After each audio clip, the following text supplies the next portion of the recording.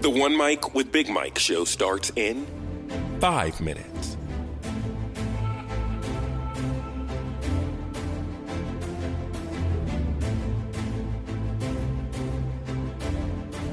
Follow the show on Spreaker.com or the Spreaker app and be a part of the show via the live interactive chat room.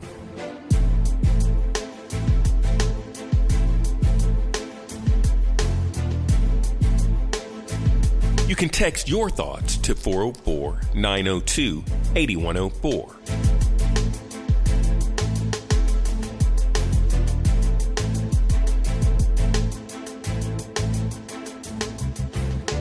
Check out the Facebook live stream at facebook.com/OneMicWithBigMike. The One Mic with Big Mike show starts in 4 minutes.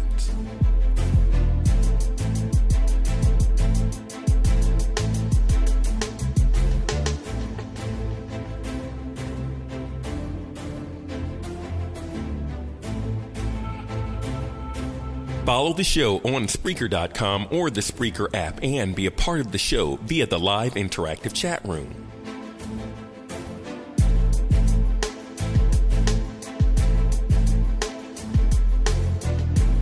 You can text your thoughts to 404-902-8104.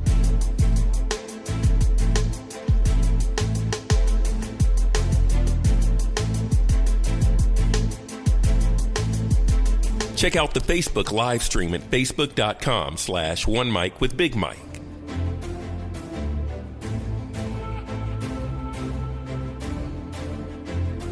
The One Mic with Big Mike show starts in 3 minutes.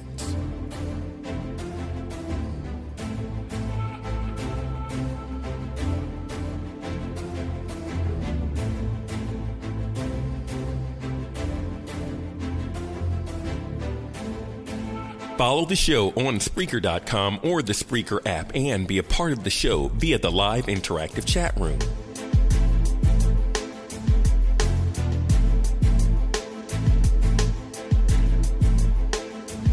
You can text your thoughts to 404-902-8104.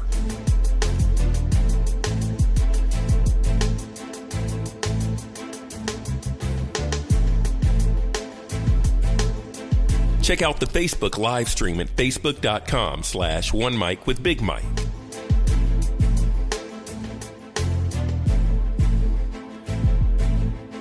The One Mic with Big Mike show starts in 2 minutes.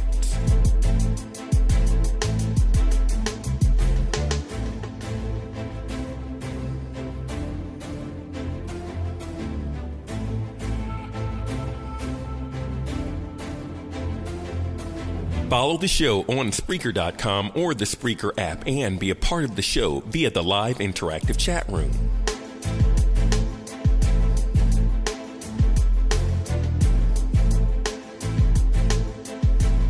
You can text your thoughts to 404-902-8104.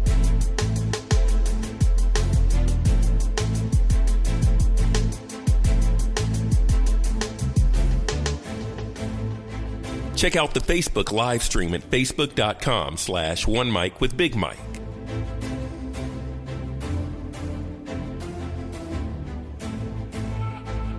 The One Mic with Big Mike show starts in 1 minute.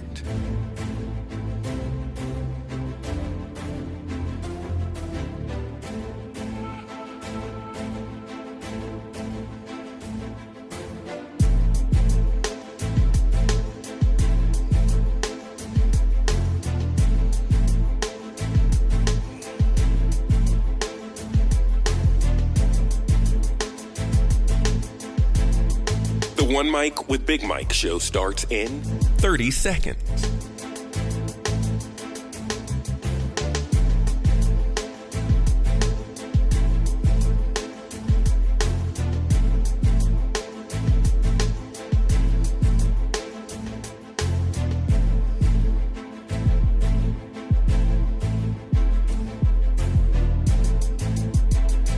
The One Mic with Big Mike show starts in 5, 4, 3, 2. One mic. I'm back. It's the One Mic with Big Mike show. Live. There ain't no goddamn tape. Interactive and on demand. One Mic. Yeah, a sports show. The best move of LeBron's career, man, was dragging his sweaty ball sack right across Draymond Green's the nape of his neck and getting that dude suspended. And so much more. What's going on right now with Donald Trump? This is America, and it tickles me to death when white people are so shocked and appalled by it. What? It's the One Mic with Big Mike show. Of course, it's like anything, like ammonia or you sniffing glue is gonna get you high. You've been warned. The One Mic with Big Mike show starts now. Here he is. He's real cocky, he's real loudmouth, he's real flamboyant. He don't cow down to people. Big Mike.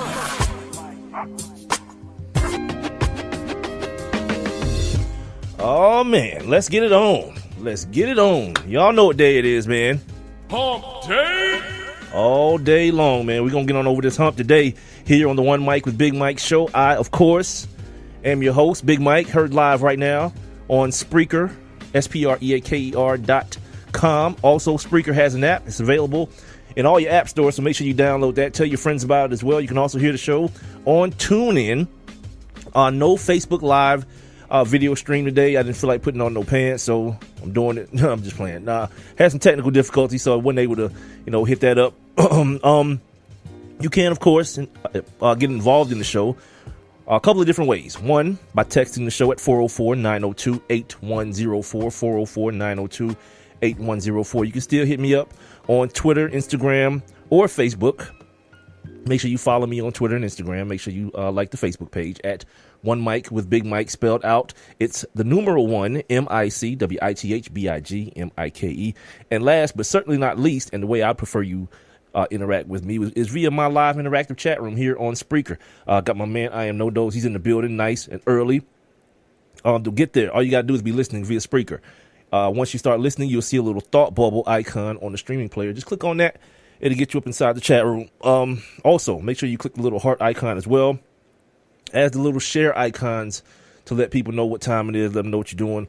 Let them know that the show is here, man. I'm here every Monday, Wednesday, and Friday starting at 7 o'clock. So, first of all, today's show, bottom of the hour, 7:30 for my folks listening live. I'll take you guys back in time like I do each and every episode with my daily feature called On This Day, where I give you guys some historical tidbits and factoids and whatnot on the things that happen in sports on this particular day.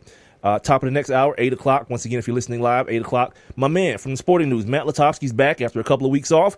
He's going to get us ready for another week of fantasy football, man. I'm doing all right. 5-3, 6-3, something of that nature. I'm doing pretty well. I think I'm in second place. So with the help of my man Matt, with the help of my man Rob from across the pond, I'm doing my thing, man. As far as today's show goes, not a lot. Not a lot of different things to get into, but we'll talk NFL. Of course, I got to give you another, it seems to be daily now, Colin Kaepernick update. There are some things about Colin Kaepernick that are in the news. The new NCAA college football playoff rankings came out yesterday. There's some legal stuff going on, but some, I guess, an advancement in the legal stuff that's already been going on in the NCAA as far as basketball is concerned. So we'll get into that.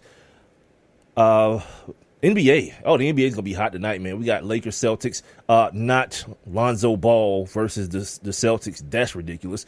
It's the Lakers versus the Celtics. If anything, it's Kyrie Irving. That's the primetime player. That's the marquee guy in this game. And then later on, we got the upstart still again. Every year, the Minnesota Timberwolves are an upstart, right? The upstart Timberwolves taking on last year's champions in the Golden State Warriors. So we'll talk a little basketball as well. But first and foremost, well, let me not chop my nuts off. Let me first say this and get it out the way.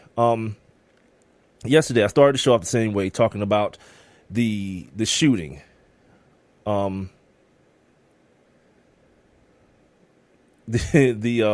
shooting in Texas, in what is it called, Sutherland Springs, a tragedy, right? Terrorist attack. White boy went up into a freaking, church with a bunch of automatic weapons and start blowing folks away. But here's the thing. Here's where the shark is being jumped. They keep putting these church folks on TV. And even if you're like the most devout religious person, like hearing some of the things that these people are saying, some of the things that are coming out of their mouth in the wake of what happened, it's got to make you even be like, damn, that does sound weird. Like the place is called like Sutherland Springs. This lady's on TV with a straight face saying we're going to be all right because this place has healing power. That's why the springs, that's why people come here for the springs, the Sutherland Springs, because the springs have healing water in them. And I'm like, what the hell is happening? Like, this is real serious stuff that's on TV after all these people died? Folks talking about God just had some sort of bigger plan for us. Really? Like, your God had a plan, and to jumpstart that plan was for him to kill people who were just minding their business, unborn babies, little kids. That's how you jump off the plan? Like, just hearing it, no matter what you believe or don't believe or what religion, just hearing it in a capsule for what it is. Like, you got to be like, come on, you kidding me? This can't be a real thing. That can't be something that's real. That you like, people find comfort in that. Really? People find comfort in murder and carnage by saying some imaginary entity has a bigger plan that I just don't understand. Yeah, like if you're going to kill my wife and my baby, like I think some family lost a couple of generations of their family in one shooting. Half of the town, I guess, because the town was so small, was either hurt or died in that shooting. And there's a bigger plan? Yeah, that sounds like a plan we need to negotiate first. You know what I mean? I need to have some input on this plan before it get executed, if that's how it's got to start. Like, people talking about all this stuff, man, you know, like guns are the problem. Yeah, guns are a huge problem, and the way people romanticize their guns and love their guns and all that. Look, I'm gonna keep it real. I'm sitting here right now. I'm looking at my gun. I keep it on my console. It sits right here in front of me while I'm doing my work. But I don't have a love affair with it. It serves a purpose, or it is here to serve a purpose. And if I'm fortunate, it doesn't. It won't ever. Feel me? But that love affair that America has with their guns, and couple that with the religious nonsense, it's a powder keg for terribleness. Is that a word? Whatever it is today, terribleness. This dude, a friend of the pastor, was on the news. This is the last thing I'm gonna say because I got to move on to what I really want to talk about today. He said that the pastor wanted to shun the killer. The killer, I guess, wanted to come to the church, and he wanted to shun him. He didn't want no parts of him. And the reporter asked him why. He said because he felt like he was just a bad guy and he didn't belong here. And like, but it's church, right? Like, so only good people get to go. Maybe that's why I don't go, because only good people supposed to be there, and I'm a terrible human being. So maybe that's where the disconnect is. Only good people are allowed in church. I guess, man. All right, let's reboot. It is Hump Day on the One Mic with Big Mike show. I'm here. I'm live, man, on Spreaker, the Spreaker app, and on TuneIn. All right, here's the big headline from the day. Overnight, I guess yesterday at some point, 3 UCLA basketball players were arrested. Seems like a pretty novice story at the front end. You know, that happens every day. But these guys were in China. They were in communist China. That's part 2. The bigger part of it is, and I guess you want to call it the bigger part, the part that I think actually makes it newsworthy, or as newsworthy, is the fact that one of the ball boys, the one who I told you I had no idea who he was a couple weeks ago, I do now. The kid's name is Leangelo. He was arrested with Cody Riley and Jalen Hill, 3 freshmen players on the UCLA basketball team. Apparently, they were in the Louis Vuitton store, trying to walk out with some nice, fresh Louis V shades. And so much happened last night on social media with this, man. Like, so much happened. Let me give you guys the facts first, and then we can talk about all the stuff around it. The kids are apparently facing 3 to 10 years in a Chinese prison. If you want to do anything when this show is over, do what I did, because I kind of wanted to get a feel for what's ahead of these guys. Google Chinese prison. There's a story. You know what? I didn't even save it too. There's a couple stories about people, Americans who had to serve time in Chinese prisons. Yeah, it's not good. Dude says it's a room like the size of a racquetball court. Don't know what that is. I've never played racquetball. I've seen it on TV. It doesn't look very big. And there's like 30 cats in there. He says so many cats in there. Not cats, like dudes in there, that when people sleep, they have to kind of hug themselves and sleep on their shoulder. If you can imagine what I'm saying, sleeping on their sides. It's that tight in there. I'm like, what? Yeah, because like for the longest, man, like when you American, you can't go everywhere assuming that it's America. You know what I'm saying? Like you steal a pair of shades, you apologize to the store owner, you might have to pay some sort of fine or whatever, and you get like a little, thing on your record, maybe some community service. Nah, man, these folks, these communist people, they don't play. These folks in China, they don't play about like disrespecting their country with stuff like that. So all these folks like, ain't no big deal. Even his dad. His dad's trying to brush it off like it ain't no big deal. The media is what it is. The media is making a big deal of it. All right, my man. I'm looking for the quote here. I'm looking for the quote from homie. Yeah, here it is. He said he's not worried about it. He's not worried about the fact, LeVar I'm talking about, that his son was arrested on shoplifting charges, in China. His quote is, "I'm going to wait until I get more intel on what's going on. He'll be fine." This is him stepping right off the plane. You know what I'm saying? He already knows this dude's going to be fine. Everyone's making a big deal. It ain't that big a deal. My man, like, I don't know. Maybe he knows something that I don't know. I can only read. You know what I mean? I can only read and surmise my conclusions from that and hear what legal people are saying. And the legal people are saying like their normal course of action ain't that. Ain't like, just go away. We gonna just let it go this time. No, they don't get down like that over there, man. They don't care about the Ball family. You know what I'm saying? I told somebody on Facebook today, like, yeah, they're N-word famous. White people don't care about these guys. Like nothing. Like I disagree with my man Yovan Buha, who's a regular on this show, that in some kind of way, like they're actually famous. Nah, they're known. People know them. A select group of people know him, and maybe more now because of what's happened with his son, the middle son, who my man sends me the article yesterday, and I swear this to you. I swear this to be the truth. If I hadn't read the caption on the article, I'd have been like, who the hell is this? I don't even know who the kid is. Yes, they couldn't have been my first time seeing him, but if he before yesterday and today, if he would have come up to me and smacked me in my face, I'd still be like, who the hell is that dude just smacked me in my face? Before I proceed to whoop his ass, but I wouldn't know. I would have no earthly idea. I just call it the middle kid syndrome. He needs some attention. Cause your man be going real hard for the older boy, Alonzo. He even pulled the younger boy, LaMelo, pulled him out of school so he could be with him all the time and teach him and get his game right. Got his own shoe. Boy number 1, boy number 3 got their own shoe. Boy number 2, not so much. And he's the one that everybody's saying isn't really the basketball. I don't want to call him prodigy, but to a keen in basketball, like he's not the best one. He's not even close to being as good as the other two. And that he's only at UCLA as kind of a gateway or a bridge between the older boy and the youngest boy. So it's like, all right, give him a scholarship. Just as long as the other boy comes to the young boy, as long as he comes here too.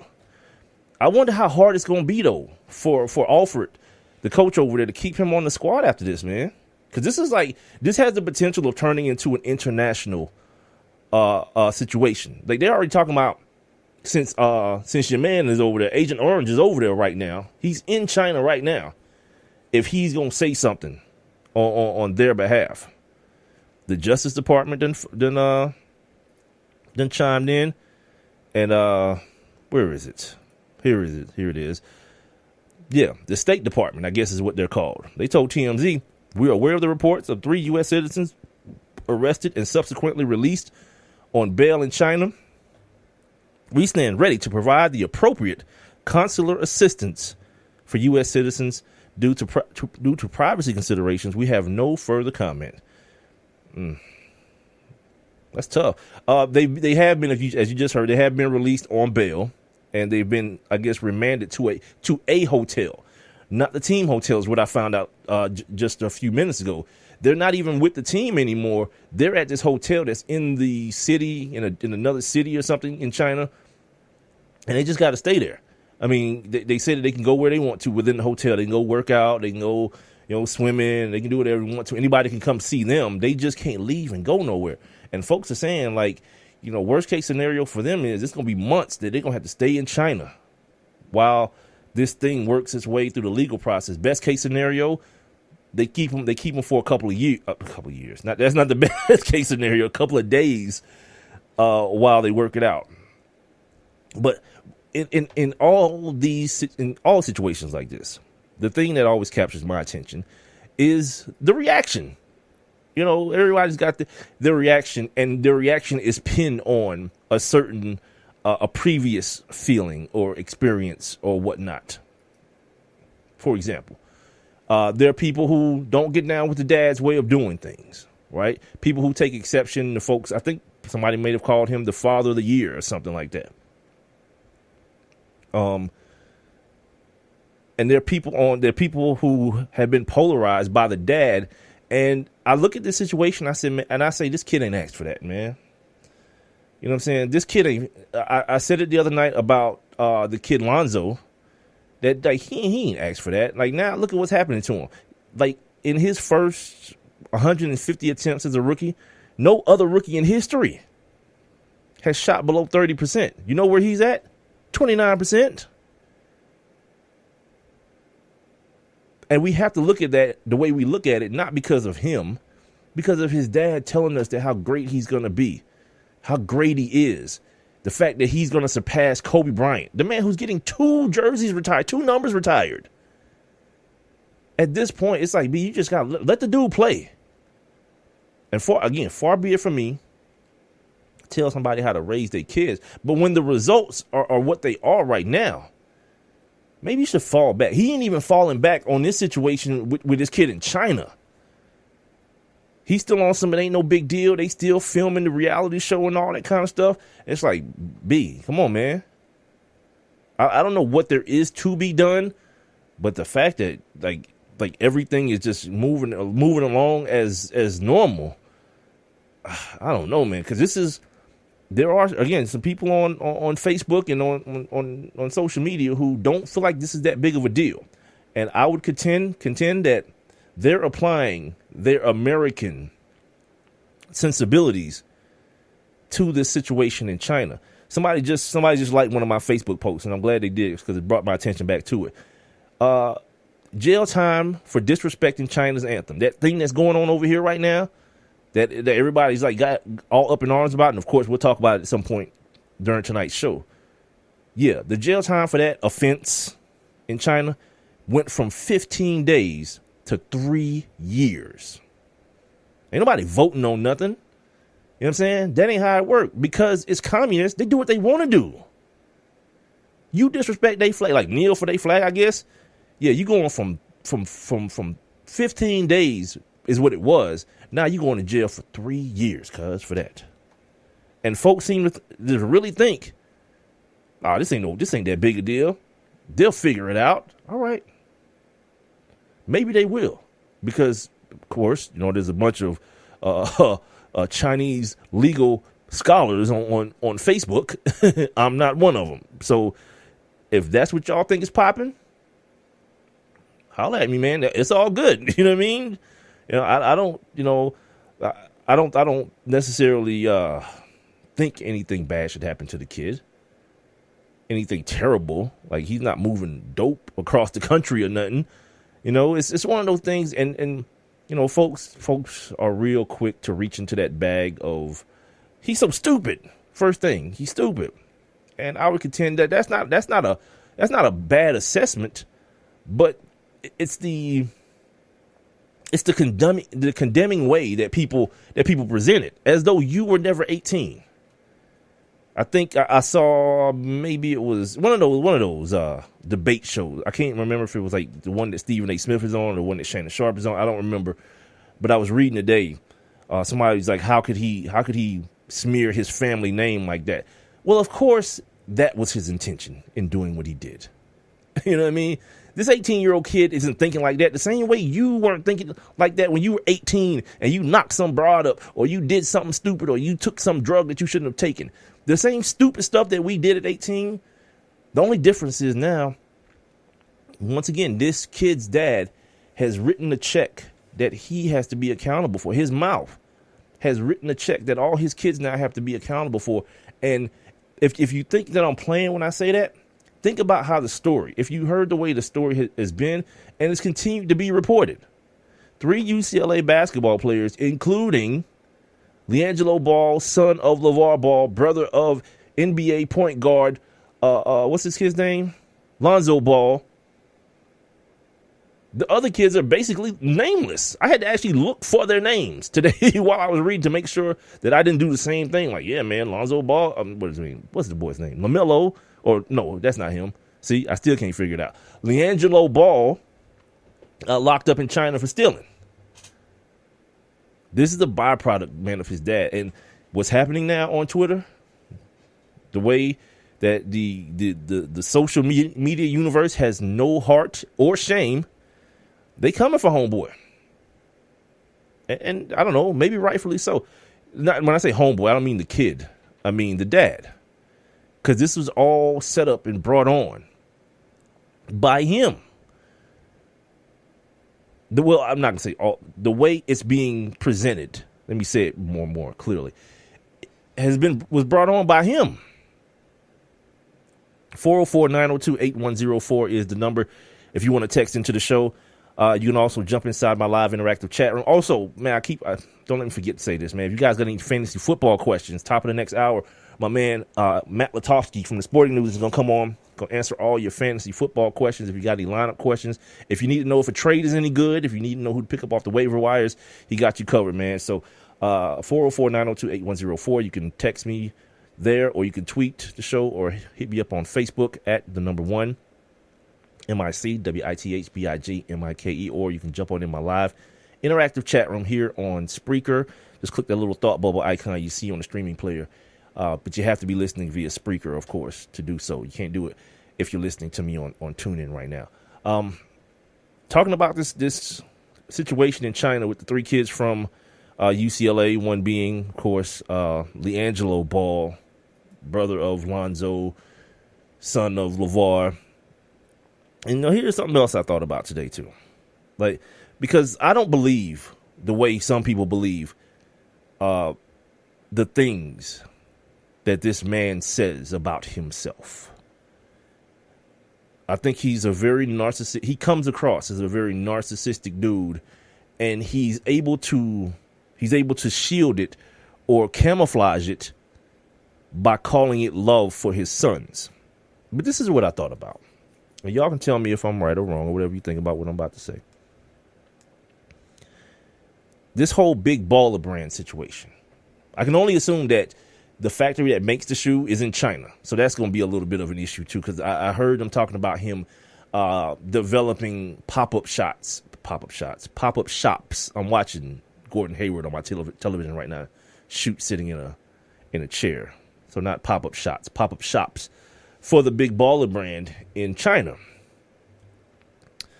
And if you remember hearing clearly, like part of the argument in his favor, by himself, by other people who, quote unquote, support what he's doing.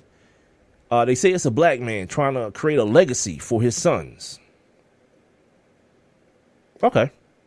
Let's go with that. But let's think about what else he said, too. Let's think about how good he says his sons are. How great. I've already mentioned the whole Kobe thing.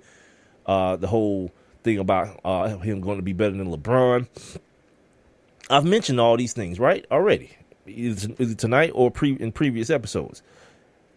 The sport that he's playing in, that he plays in right now, will allow him to be in a position, if he's great. Let's think about the guys who are great. The LeBrons of the world, the Kevin Durant's. Let's think about the Russell Westbrooks, the Kevin Hart, the James Harden, the Steph Currys. These dudes are dancing, 3 of them at least, and LeBron will be soon, with $200 million guaranteed contracts from their employer. This is not to even start talking about what they get outside of that. Shoe companies, Steph got water companies and car companies, LeBron the same. I'd make the argument that if your sons are as great as you think they're going to be, they're not going to need your big baller brand money. They're not going to need a big baller brand company. Nike just hit LeBron off with a lifetime deal, because he's great. He's the greatest, potentially. So if you say your sons are going to be that, all 3 of them, well, guess what? They'll be able to cash in on more bucks than that, because the salary cap ain't doing nothing but going up. So this whole notion of, this is a brand so I can have something for my kids. No, not really. Nah, this is you, man. But it's easier for people to digest if they think you're just a loving, doting dad. Nah, I don't buy it, man. I'm not trying to parse it as this is a dude who don't love his kids. I'm not saying that. What I'm saying is that he never had his time to shine. He sees an opportunity now. He sees that opportunity through his kids. And also he sees a way of again, masking it and camouflaging his narcissism in love, in fatherly love. When now we're kind of seeing the back end of that. The kid is saying the right thing, and I'm talking about Alonzo right now. He's saying all the right things. Like, no, that stuff my dad says and he does don't bother me. I live with the dude. I know that's how he is. Yeah, that's one thing, to know that's how he is. But now, when you on TV every other night, and you got microphones in your face every other night asking you about your dad, and he's trying to dismiss it. Like today, I knew it was a clear lie when they asked him about if he talked to his brother. I ain't talked to nobody. So you ain't talked to your dad either? Nope, I ain't talked to nobody. Your brother got locked up, B, in China, and you haven't talked to your dad about this? You haven't talked to anyone in your family about? Come on, man. As tight as y'all always present the family, the Ball family structure to be, you want me now to believe that ain't nobody say nothing to nobody when your brother got locked up in China, a place that I'm going to assume you know nothing about, especially their legal system and how it works. And at no point does anyone pick up the phone or have a group text or anything on how this whole situation, like, what do you know? What do you know? Is there anybody we can call? But I can understand it, man. He don't want to keep getting bombarded with these questions about his dad. And now, of course, questions about his brother. It's got to be tough. It's got to be tough. And as I told one of my guys, Jason, who listens to the show every now and then, I benefit not from the kid that's playing now, from him not being good. I want, because now they putting him on TV every day. Like tonight, he's gonna be playing the Celtics while I'm doing the show. This is gonna be difficult. I want to see good point guard play. I don't want to see Dame Lillard outscore this dude by 32 points. Him shoot 3 for 15. Because if that's the case, put the Sixers on my TV. Where I can see Ben Simmons just yamming on cats back to back. I ain't turning my TV on to see some dude do the quote unquote little things. That's ridiculous. Anyway, time to take a break, man. Don't forget, man, on Friday show, man, is a Freestyle Friday, man. It's a show where, I'll have my notes, but, I'll talk about whatever you guys want to talk about. Really, that's every day, but especially on Friday, man, you guys show up in my Twitter, in my Facebook, in my chat room, on my text line. Just let me know what you want to talk about, man. So we thinking about that now, man. On Friday, it is Freestyle Friday, but today is our fantasy football. Top of the next hour, my man Matt Lutovsky from the Sporting News. 404-902-8104, 404-902-8104. Text that number to get your fantasy football questions off to my man, and we'll try to get them answered for you. This is the One Mic with Big Mike show live here on Spreaker, the Spreaker app. Tune in. Also on demand on all three of those outlets, as well as on iTunes, iHeartRadio, Stitcher, Google Play Music, and YouTube. I'll be right back. I have one question for you. Do you or someone you know run a business that could benefit from additional exposure? The One Mic with Big Mike show is currently taking on new sponsors and advertisers. One Mic with Big Mike is currently syndicated across 8 different online platforms, and your company's name could be heard and seen across all 8 as well. Let's get to work. Please send all inquiries to Mike at onemicwithbigmike.com. Thank you for listening. Thank you for your continued support. All I need is one mic. I had a sore in my mouth that just wouldn't go away. And after a couple of weeks, I went to my doctor. A sore, lump, or thick patch in your mouth or throat could be a symptom of oral cancer. My doctor told me I was smart to come in. He said that oral cancer is more common in African American men than in any other group in the U.S. It turns out I did have oral cancer, but it was caught early and my treatment was successful. I'm glad I got it checked. That probably saved my life. If you're an African American man, you need to know about oral cancer. Visit a doctor or dentist if you see changes in your mouth that don't go away after 2 weeks. It's important to get an oral cancer exam because if you do have cancer, the earlier it's caught, the better. A message from the U.S. Department of Health and Human Services, National Institutes of Health.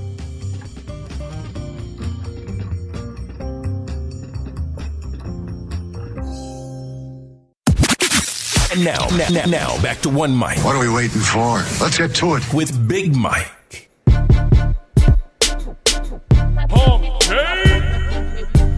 Yep, it is Hump Day here on the One Mic with Big Mike show. I, of course, am your host, Big Mike. Coming at you live right now on Spreaker.com, the Spreaker app. Tune in. And, of course, the show can also be heard on demand on all 3 of those outlets, as well as on iTunes, iHeartRadio, Stitcher, Google Play Music, and YouTube. There is no Facebook live stream tonight, so if you're looking for that, first of all, weirdo. But second of all, sorry. Try to get everything straightened out on the technical end with that. It's real glitchy, man, and I just got to figure out a way to make it more consistent. But I'll try to get it repaired and up and going for you guys by Friday for Freestyle Friday.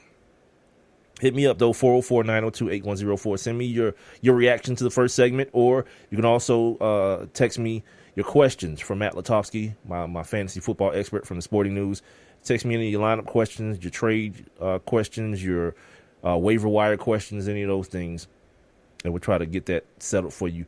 Top of the hour, he'll be joining me. But first and foremost, before we do that, we got to take a look back. Now, let's take a look back. On this day. All right. On this day in 1954, the American League approved the transfer of the Philadelphia Athletics baseball team to Kansas City, Missouri. I wonder if they moved from Kansas City to Oakland, or if Oakland is a whole different team. Didn't take the time to even bother to research that.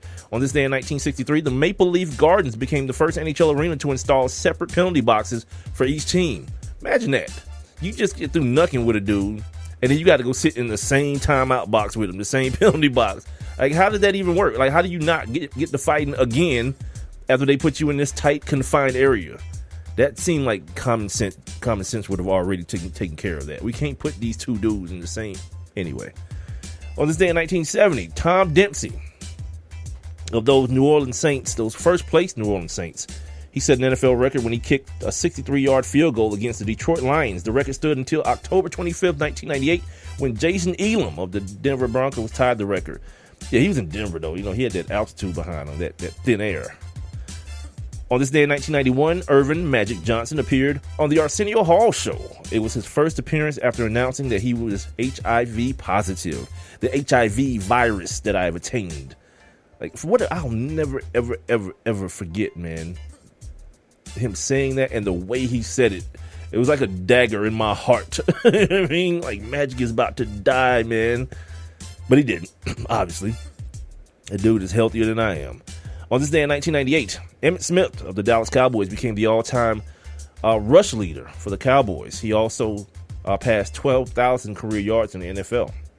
And that is your Hump Day edition of On This Day here on the One Mike with Big Mike show. All right, so the first segment, I spent talking about this situation with LeAngelo Ball, LeVar's son, Lonzo's brother, and this situation with him in China being arrested for shoplifting with two of his buddies, two of his teammates, Cody Riley and Jalen Hill. And, for those people out there who love to hope about things, I know y'all probably hope. Well, some people hope he gets hit in the head with it. Some people hopes he, comes on home immediately. There's going to be a lot of different conversations had, though. Like, how do you keep this kid in school after this? Like, the president is over there, talking mad. Y'all president, sorry, not mine, is over there talking mad, like, cash-ish about little Kim, his granny, and brought this dude granddaddy into it. Which, eventually, I've already told you guys, we've probably got one more month left on Earth. These two dudes are going to kill everybody, man. They keep going back and forth with each other. And at some point, somebody going to do that old school, like, okay, baddest man slap my hand. Then it's going to be on. It's going to be nuclear weapons all in the sky.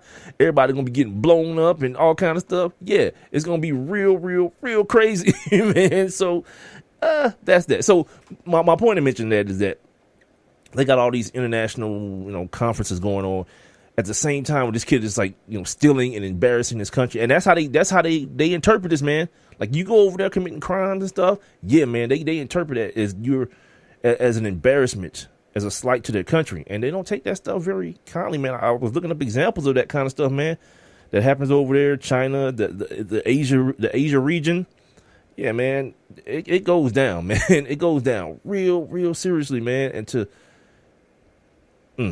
I can imagine myself at 18 in that situation, man. Like, tears would probably be flowing, man. And maybe they've been given some sort of assurances, maybe. But all I know, the first report that I heard on ESPN was that the Chinese police ran up in the hotel like the damn Red Dogs, like the DEA, and like held these dudes hostage in their room. Them and some kids from Georgia Tech. They realized the Georgia Tech dudes didn't have nothing to do with it. They was like, what y'all talking about? It wasn't us. And then finally told these dudes, this is what's reported, told these cats, unless y'all tell us the truth, you ain't never going back to America. What the hell? What? Yeah, B. That's not really what you want to be effing with, man. You never going back to America. All right, man. Yeah, we did it. We're sorry, man. I'm sorry, man. We ain't want no trouble, man. We just was out there playing. All right. So for y'all people who think it's going to be okay, his daddy going to go over there and talk that stuff, and they going to get off. All right. I tend to believe that those Chinese folks don't give a damn. People say that basketball tournament that they playing is a big deal. Yep, not bigger than the pride they have in their country, though. Yeah, they don't give a damn about basketball as it compares to the country being embarrassed. You over there stealing. All right. Good stuff. And I'm not trying to, trust me, man, I'm not trying to make light of this situation, man, but good gosh. There's so much, so much funny stuff on the internet about it, of course. And, there's one meme that they got a picture of LeVar, my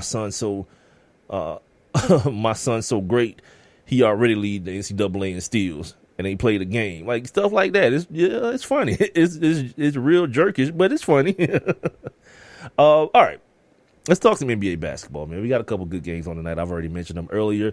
Later on, we got the Minnesota Timberwolves and the Golden State Warriors currently right now on, I guess it's on ESPN, right? This is ESPN. The Boston Celtics and the aforementioned LA Lakers. Lonzo Ball is the point guard for that team. Again, I'm going to mention this again, that he's not the best player on that team. He's not the best rookie on that team. And I'm going to be very, very interested to see, is the word I'm looking for, interested to see, how the dynamics of that team plays out when they kind of find their footing. These young guys find their footing, and they realize that this dude is getting a lot of hype. But there's some guys that are playing a lot better and have much better skill sets than he does. Somebody mentioned today LeBron going to LA. The whole rumor of LeBron going to LA in the offseason. And the fact that he shows up in L.A., tells Magic Johnson, yeah, this kid needs to go. The same way he did when he went back to Cleveland and told them that, this kid, Andrew Wiggins, he got to bounce. He needs to go. And if he bounces, what's the odds that LeBron don't say, all right, yeah, you need to get him out of here and go get my homie. Go get CP3. That's who we need to be banging with.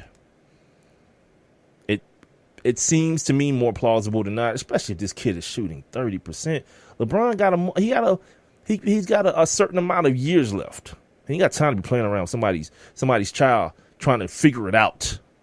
He needs some old grizzled dudes like himself that understand. Now, obviously, that's what he has in Cleveland, and that don't seem to be working out that well. But outside of that, not old broken dudes. I guess CP3 is a broken dude, isn't he? He's broken every year. It seems tough now. Now that I think about it seems tougher than I'm letting on to be. I like the Jordan Clarkson kid. I like him. The kid Nunya? What is it? What's that kid's name? Nunza? The other big light skinned kid with the tattoos. He's good. Julius Randle. He gives them a spark off the bench. As soon as I say his name, he comes up on the screen in front of me. Look at me. I don't even know what they're talking about. Oh, it says Julius Randle unlikely to remain on the Lakers long term. Oh well, there goes that. Moving right along here. Last night, man, we got a treat.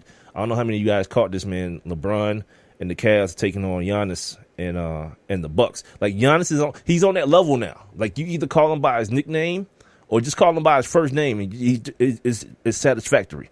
You know what I'm saying? Steph, LeBron. You know what I'm saying? Giannis, it's the same thing. And we got a treat, man. That kid yacked up 40 points and don't shoot now three. He don't shoot now three. That's a good point to the chat room. And this is something, I had this conversation that weekend. I was on radio here in Atlanta overnights when LeBron did the trade for Love. When LeBron orchestrated the trade, Andrew Wiggins to bring in Kevin Love. I said the same thing, and me and this cat named Branson Wright, who used to write for the Clevelander, I think, or the Plain Dealer. We talked about this, and we both agreed that, yeah, I felt like Andrew Wiggins was the move. Like, you keep that kid, young, athletic dude that can get out on the break. Now, Andrew Wiggins coming into the league, of course, was a lot more offensively limited than he is now. He's improved his offensive game tremendously. And the disappointment that they're having with him now in Minnesota is that they don't feel like he's giving them that defensive energy or that defensive commitment that they thought he might be just a natural at because of his athleticism. But, it's that Canadian thing. People talk about like the guys that come down from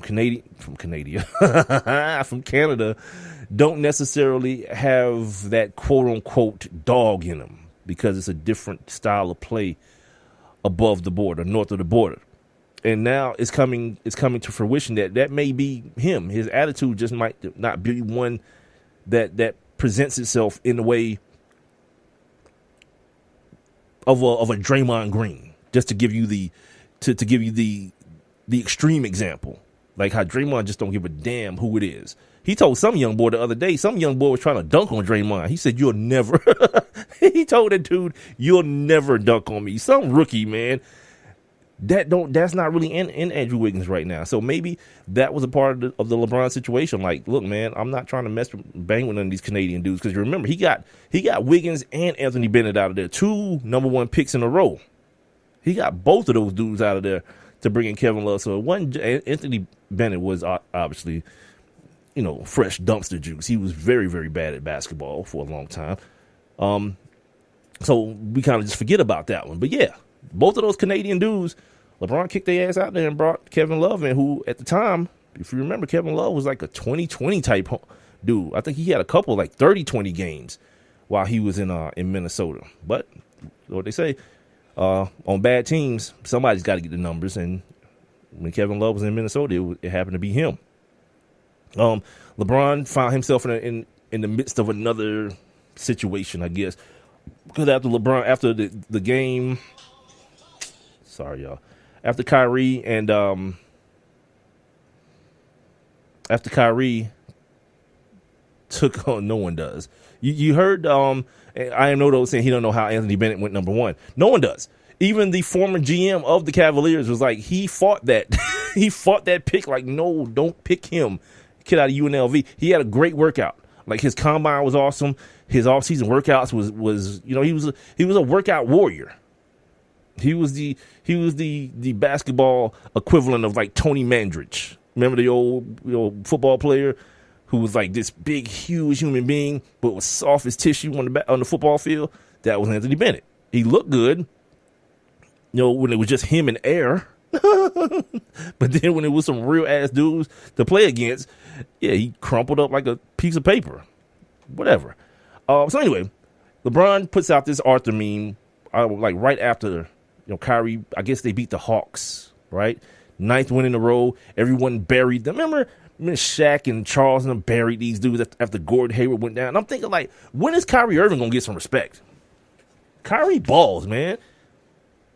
I think Rachel Nichols the other day was talking to John Wall and said he's unarguably the best point guard in the East. I'm like, hold on, did Kyrie die and no one told me?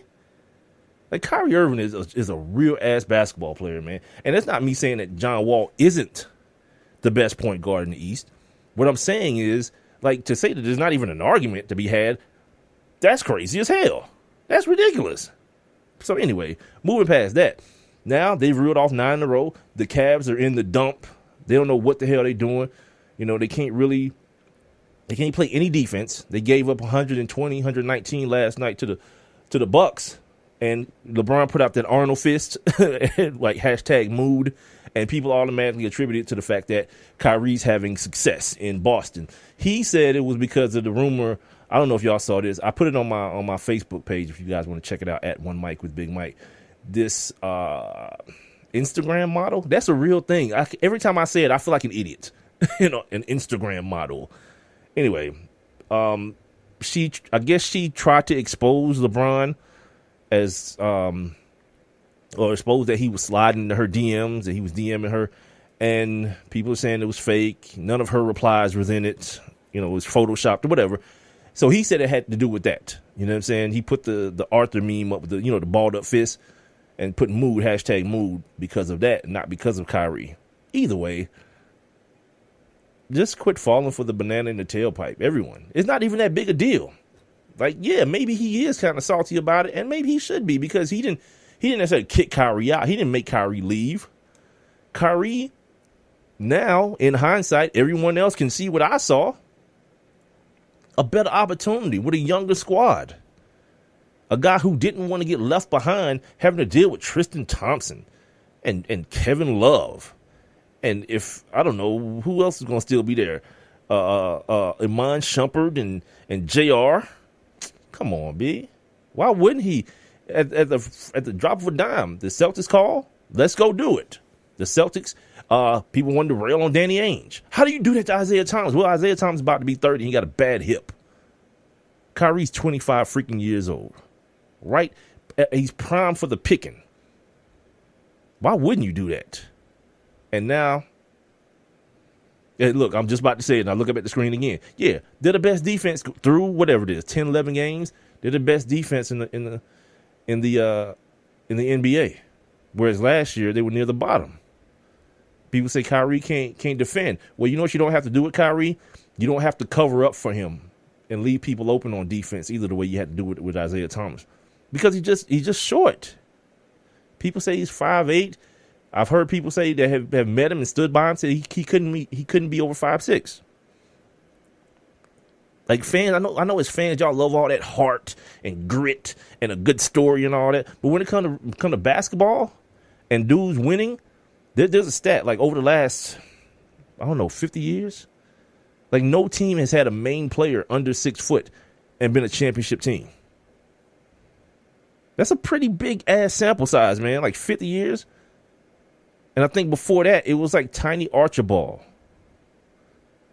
So it was either no one in the last 50 years or one person in the last 50 years had their main guy under 6 foot and was a champion.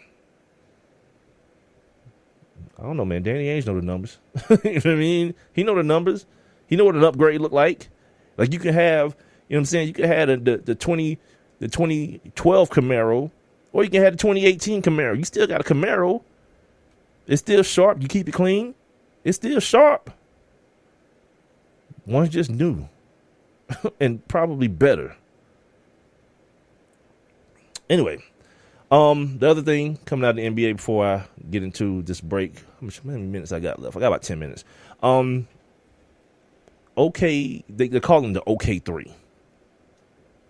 Russ and Paul George and Melo, they haven't found their way yet either. And it was something that I talked about in the offseason. Like, as soon as the Melo trade happened, everybody was surprised, right? Melo had the no trade clause. The Houston thing seemed to be what he was dug in on. He wanted to go to Houston and play with Chris Paul and James Harden and play for Mike D'Antoni again. But out of the blue, here's OKC stepping up to the plate. They sent Enes Kanter over there and whoever else, and boom, here we have OKC's got a big three, so to speak, with Melo and Paul George and Russ. But it doesn't see. I didn't really see when the Melo thing happened. I didn't really see how he would fit with those two. And now, as I watch them, I don't see how all three of them play together. I felt like Paul George maybe could play off the ball some, or, you know, with Billy Donovan still being the coach, still have that kind of that KD Russ dynamic with Paul George and Russ, have that kind of dynamic where it's just like, you know, y'all go out there and get y'all's, man, and lead us to like 45, 50 wins as best y'all can. But Russ is a different player now. He's not the same player he was with KD. You know, he understands. I think he believes a lot of his press when it comes to being Mr. Triple-Double. And I think those other two dudes also have a firm understanding that this is his team. The dynamic with him and KD, if you really want to parse it and split hairs, we could say it was KD's team because he was there first. He was their first draft pick. Well, he was the first pick before they moved. The last pick, I guess, before they moved. The last first round pick before they moved from Seattle to Oklahoma City. You know what I'm saying? So you can make that argument that it was KD's team, or the Debo argument that it's just both ours. The Red and Debo thing. But with Paul George them coming there and Melo coming there and basically both of them being on these 1-year deals, it may be a little bit harder to, within an 82-game season, get that thing to gel right. You know what I'm saying? Without somebody sacrificing. With the big three thing in Miami, the sacrificial lamb was who? Chris Bosh, right? Chris Bosh. When they did it in Boston, that was a little bit different of a scenario because you had Ray Allen, the shooter. You had Paul Pierce, a guy who could, you know, outside of Rondo, handle the ball and get his own offense when he wanted to. And then you had KG, the down low guy. Nah, that didn't sound right. Rewind. The post player. No, KG, as far as I know, wasn't on the down low. He was the post player. So that dynamic felt like it could work easier and work more simple. With this thing, and as far as the way the league is played now, and boy, you watch that team and you watch any type of ball movement they ever have, as soon as it touches Carmelo's hands. And I don't have no problem with it. I love Carmelo's game. I liked his game when he was a little bit younger too. You know what I mean? I did like his game when he was a little bit younger. But Carmelo is what he is. He's a ball stopper, man. As soon as the ball hits his hands, he's going to try to work his dude, man. He's going to try to, you know, back you in. He's going to try to jab step you and get that three off. He's going to try, you know, he's not going to create for nobody else. Carmelo that ain't his move. And it doesn't really seem to fit with those other two guys, which also brings me to another point. It shows you how systematic what happens in Golden State is. That it's not just a bunch of great players. Like Steve Kerr has a great system where you can just plug somebody in. You can plug a Kevin Durant in and watch it work seamlessly and flawlessly. You can plug a great player in to a team that has great players on it already and still the machine, the system will carry those guys. Somebody was talking about how Melo was going to mess up the OKC system. And I was like, what system? This is before it happened. This is like right when it happened. I was like, what system? The system before now was, okay, Russ, you dribble the ball. When you can't get your shot off, you give it to KD with 7 seconds left and have him give you one of those 9-1-1 shots. And then when KD left, it was like, all right, Russ, you get to the rim or you shoot a 30-foot jumper, whatever you want to do. Or if you can find somebody that's open, do that. You know what I mean? That pretty much was Billy Donovan's playbook. Now you got 3 other guys who play that same way. They want to do the same thing. They want to be the creator. They want to be the last second shot taker.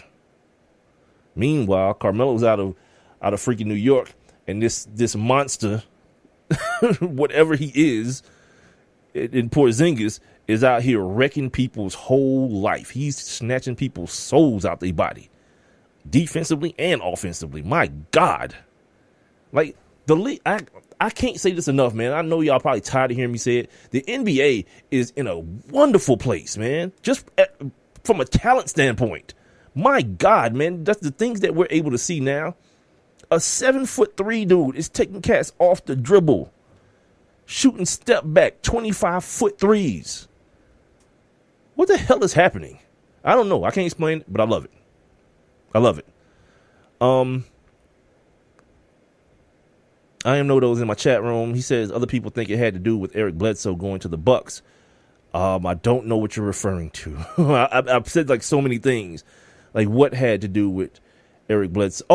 The Arnold thing. Yeah, that's kind of reaching though. That's a little bit of a reach. You know what I mean? Because he didn't even play last night. He didn't even play last night. And this Eric, for those of you who don't know, Eric Bledsoe, who was unhappy in Phoenix for a lot of good reasons. He's now a Milwaukee Buck, giving them a real ass nice look at the point guard position.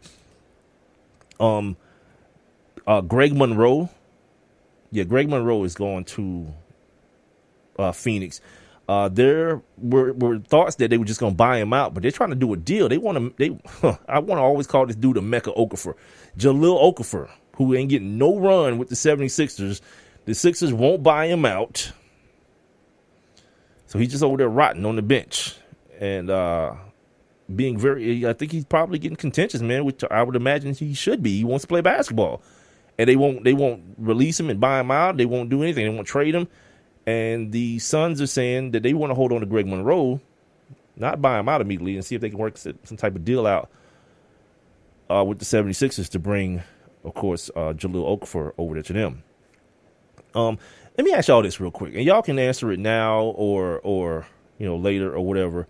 404-902-8104. That's my text line. I got my guy, Matt Lutovsky, coming up. Pause. What are you telling me to pause for? Am I talking too fast? I didn't even have a kickstart today. This is just natural. I don't know. Maybe I'm just excited about basketball, man. Maybe that's what it is. I'll calm down a little bit. Matt Lutovsky will bring me down a notch. He's coming up in about 2 minutes. I want to know what y'all think about that players only stuff that they've been doing. They started last year with they have the players do the whole broadcasts like Steve Smith and Greg Anthony, Chris Webber, Kevin McHale, and Isaiah Thomas, Dennis Scott. They take over the broadcast. I really don't like it. Like, it's cool for a second, but that thing that happens when you put a bunch of old heads together and they have to make some sort of comments on younger guys, that thing that happens where, man, back in my day, that would have never happened. I'm telling you, this new stuff today, I just don't understand it. Like, I can't stand hearing that. Like, people who just don't understand evolution. There's something that doesn't change. It doesn't change because it's dead. You know what I mean? Like, things need to evolve and get better. And that's where we're at with basketball. Like, people, you just can't. They said something the other day, you just can't develop a 3-point shot. Really? Somebody need to probably tell a lot of these guys that. Like, dude, I watch freaking Anthony Davis and Boogie Cousins play basketball together, and I don't even understand it. I'm serious. I'm confused when I watch, especially when they get it going. I'm confused.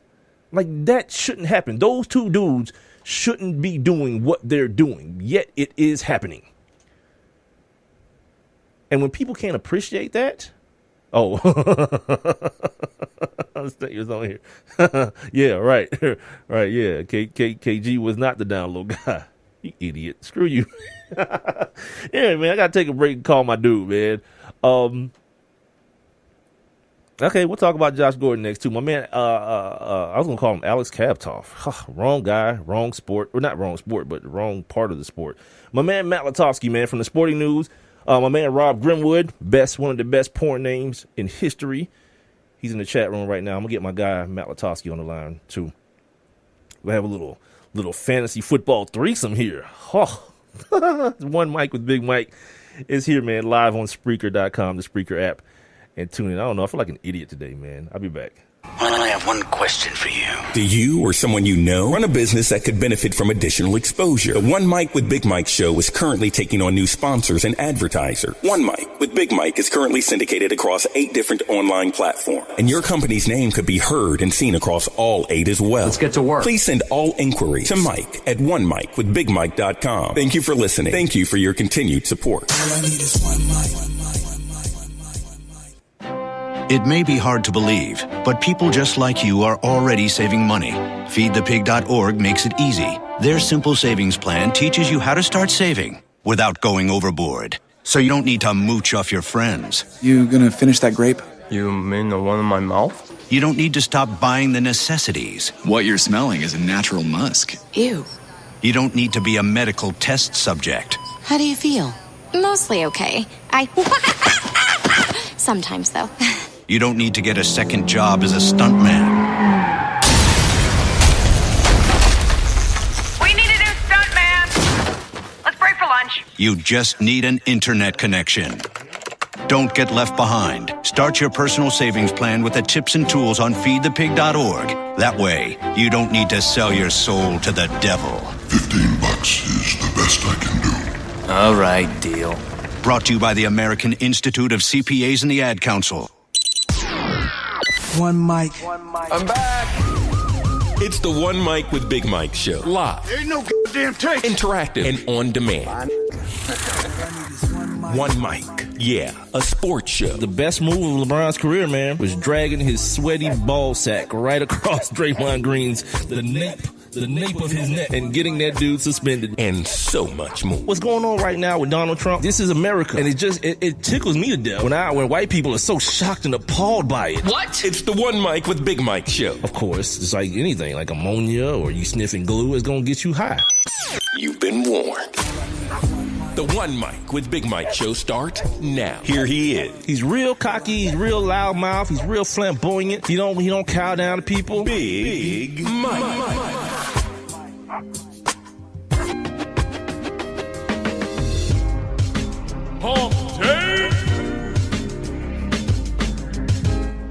All right, jerks. Trying to get everything done here. Technically, I'm like a damn octopus trying to move all my tentacles. Hold on.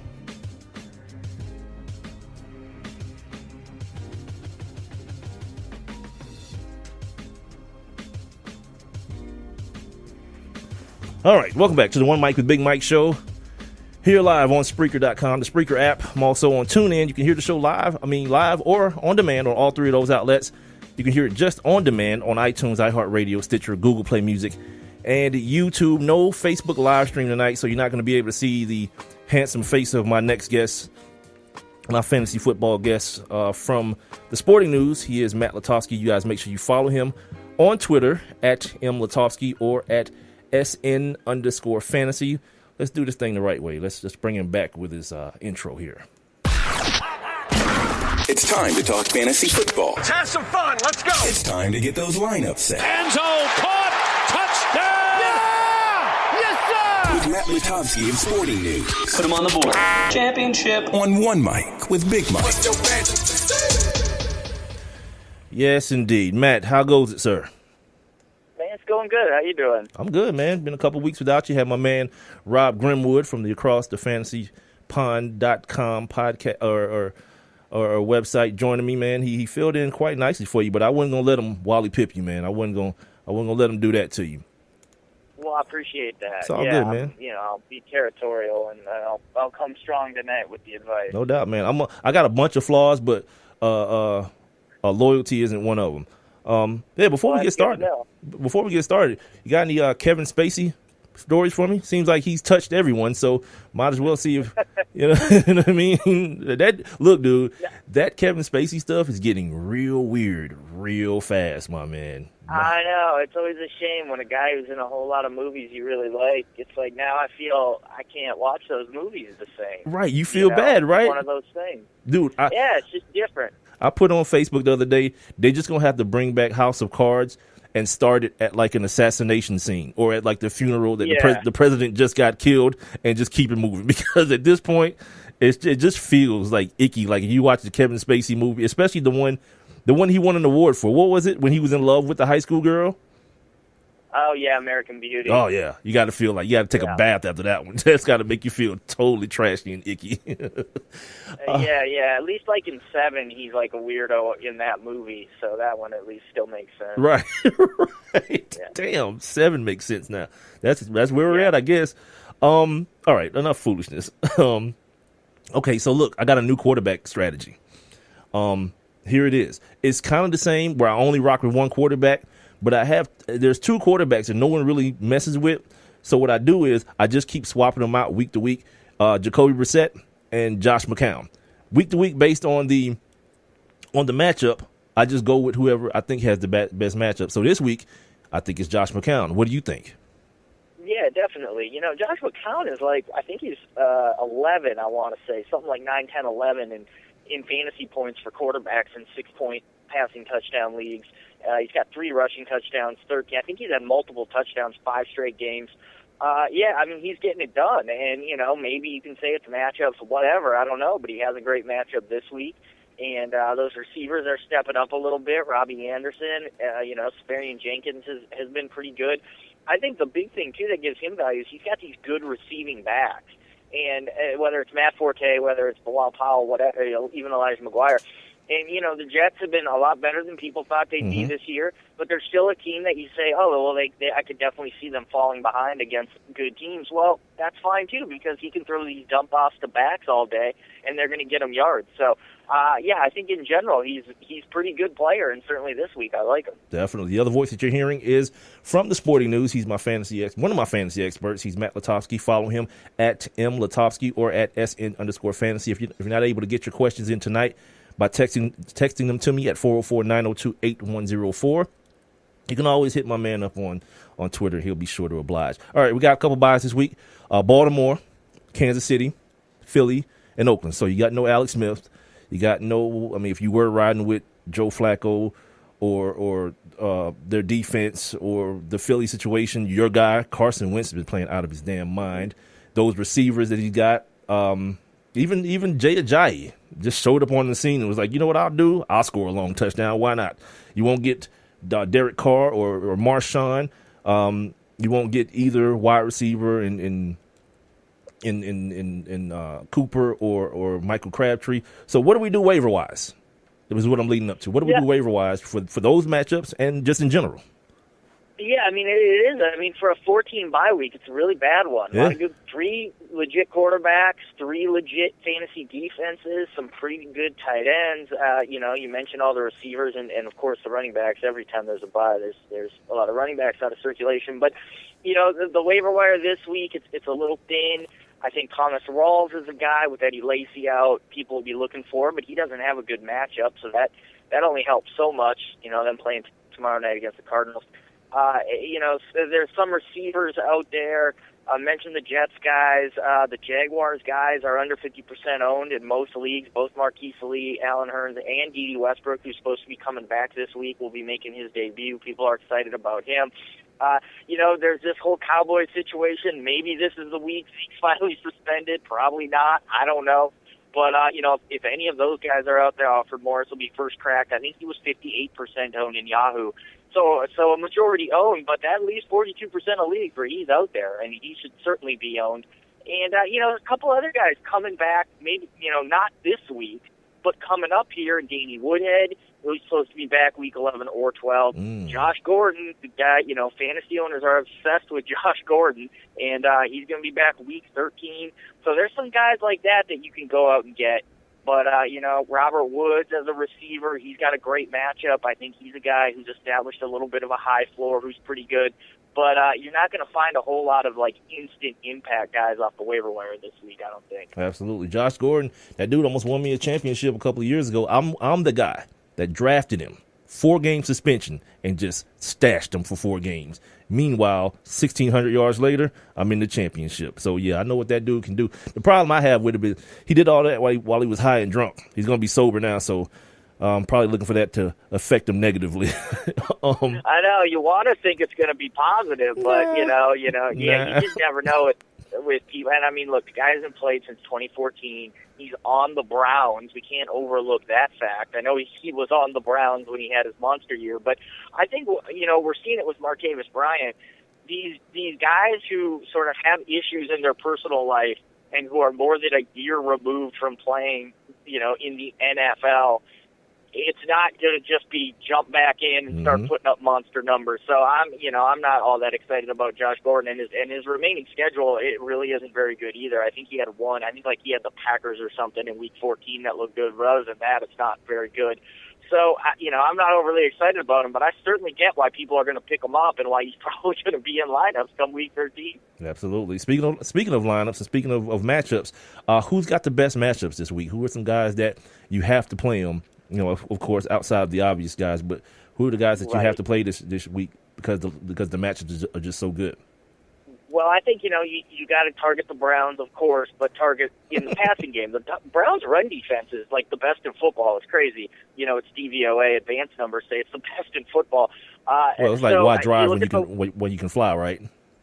Yeah, exactly. And so when you look at it, you got Matthew Stafford, Golden Tate, Marvin Jones, maybe Eric Ebron. I'm a Lions fan, so I'm not the guy to ask about Eric Ebron. But if I'm trying to put my unbiased glasses on against the Browns, tight ends have been killing them for 2 straight years, so why not? But all those guys, I think, look really good. I think you go to the Rams, and you love that matchup against the Texans. That pass defense has just been shredded the past couple weeks. Jared Goff, Robert Woods, Cooper Kupp, Sammy Watkins, all those guys look really good against them, too. So, they're not totally under the radar, like sleepers that aren't even owned in some leagues, but these are guys who I think are sort of on that wide receiver 3, start them or sit them questions every single week, and they're really looking good. I expect a whole lot of offense, too, in that Falcons-Cowboys game, so there's a lot of obvious guys in that one, but Mohamed Sanu should keep it going. Maybe Terrence Williams, especially if Dez Bryant's out, could be a guy that you might want to start. But that's sort of a situation where you play it by ear, and there's some injuries involved there. Kevin Coleman, I think, could be in play there too with Devontae Freeman a little banged up. Give me some other guys that have terrible matchups that you just wouldn't play them if you have an alternative. Well, I mean, it's unfortunate. There's some good teams in those bad matchups, like the Patriots going out to Denver. You're not sitting Tom Brady, but not Julian Edelman, Danny Amendola. Yeah, you want to start, thing. Chris Hogan's out, so you think, more targets, but I don't really want to start him. I'd still start Brandon Cooks. But, they have a 4-headed monster at running back. I don't want to start any of those guys. I'll still start Gronk, of course. But that's a tough one. I think the Redskins, another tough defense playing Minnesota, and just as long as that offensive line is as banged up as it is, I don't want to mess with any. I don't want to mess with Cousins, the running backs. I don't want to mess with the receivers because Cousins just doesn't have a lot of time to throw. So that's a situation, too, where you kind of just want to avoid it if you can. And a game that I think sort of under the radar could be a lower-scoring game than people expect is the Bills-Saints. That game's in Buffalo. Absolutely. Right now, forecasts are 40-degree weather, rain. We know the Saints struggle outdoors in bad weather. 2 pretty good defenses. The Saints defense is actually pretty good. They have a pretty good pass rush. Buffalo just gave up 7 sacks. So I'm still going to start McCoy. I'm still going to start Michael Thomas. It's really tough to sit Drew Brees. I know that. But, I'm probably still starting Kamara, maybe Ingram, the running backs I like in that game. But those receivers, I don't know. Calvin Benjamin, I'm keeping him on the bench again. I'm not going all in. Dang it. See, and this is where I'm kind of in a conundrum. And by the way, I'm talking right now with Matt Lutovsky of the Sporting News. He is my fantasy football expert this week. Follow him at M. Lutovsky, MLutovsky, or at SN_fantasy. Yeah, see, because I've got an undisciplined team and freaking Mike Evans wants to go out and fight people and jump on people from the back. Now I've probably got to start either what's the big kid's name? You just mentioned him, from Kelvin Benjamin or Devontae Parker. Yeah, I would start Parker there. It's not a great matchup for him either, obviously, in Carolina. But the thing I do like about Parker is that Jay Cutler forces him the ball. He'll force it to him deep. He'll force it to him in the red zone. And I think Parker's talented enough to still put up points. The thing I'll say about Benjamin, and the reason why he, is never a horrible play, is because he's just basically a goal line back. Yeah. So if they get inside the 10, they can just throw it up high, and even guarded by, Marshawn Lattimore, who's grading out as like the best corner in football, he can still go up, make that catch, and get you 6. So he's not an awful play by any means. But I'm a little leery of him only being with the team for a week and a half too. You got to think that could sort of factor in as well. I want to ask you about, you already mentioned Thomas Rawls, so you answered that part of my Thursday night football question. But Drew Stanton, I saw him, I was watching Red Zone last week, and didn't look awful, if I can say that. But how does he project fantasy-wise? Well, I mean, that gets a big asterisk talking about didn't look awful against the 49ers. Yeah. Because, it's the Niners.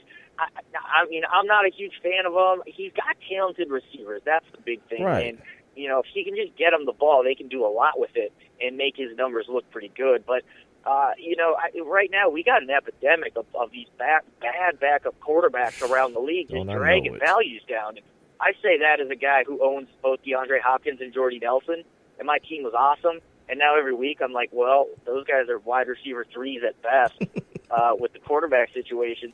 We got it in Denver with those guys who are really talented, who are, even this week in a good matchup. Do you feel good about starting Emmanuel Sanders with Brock Osweiler throwing to him? Not really.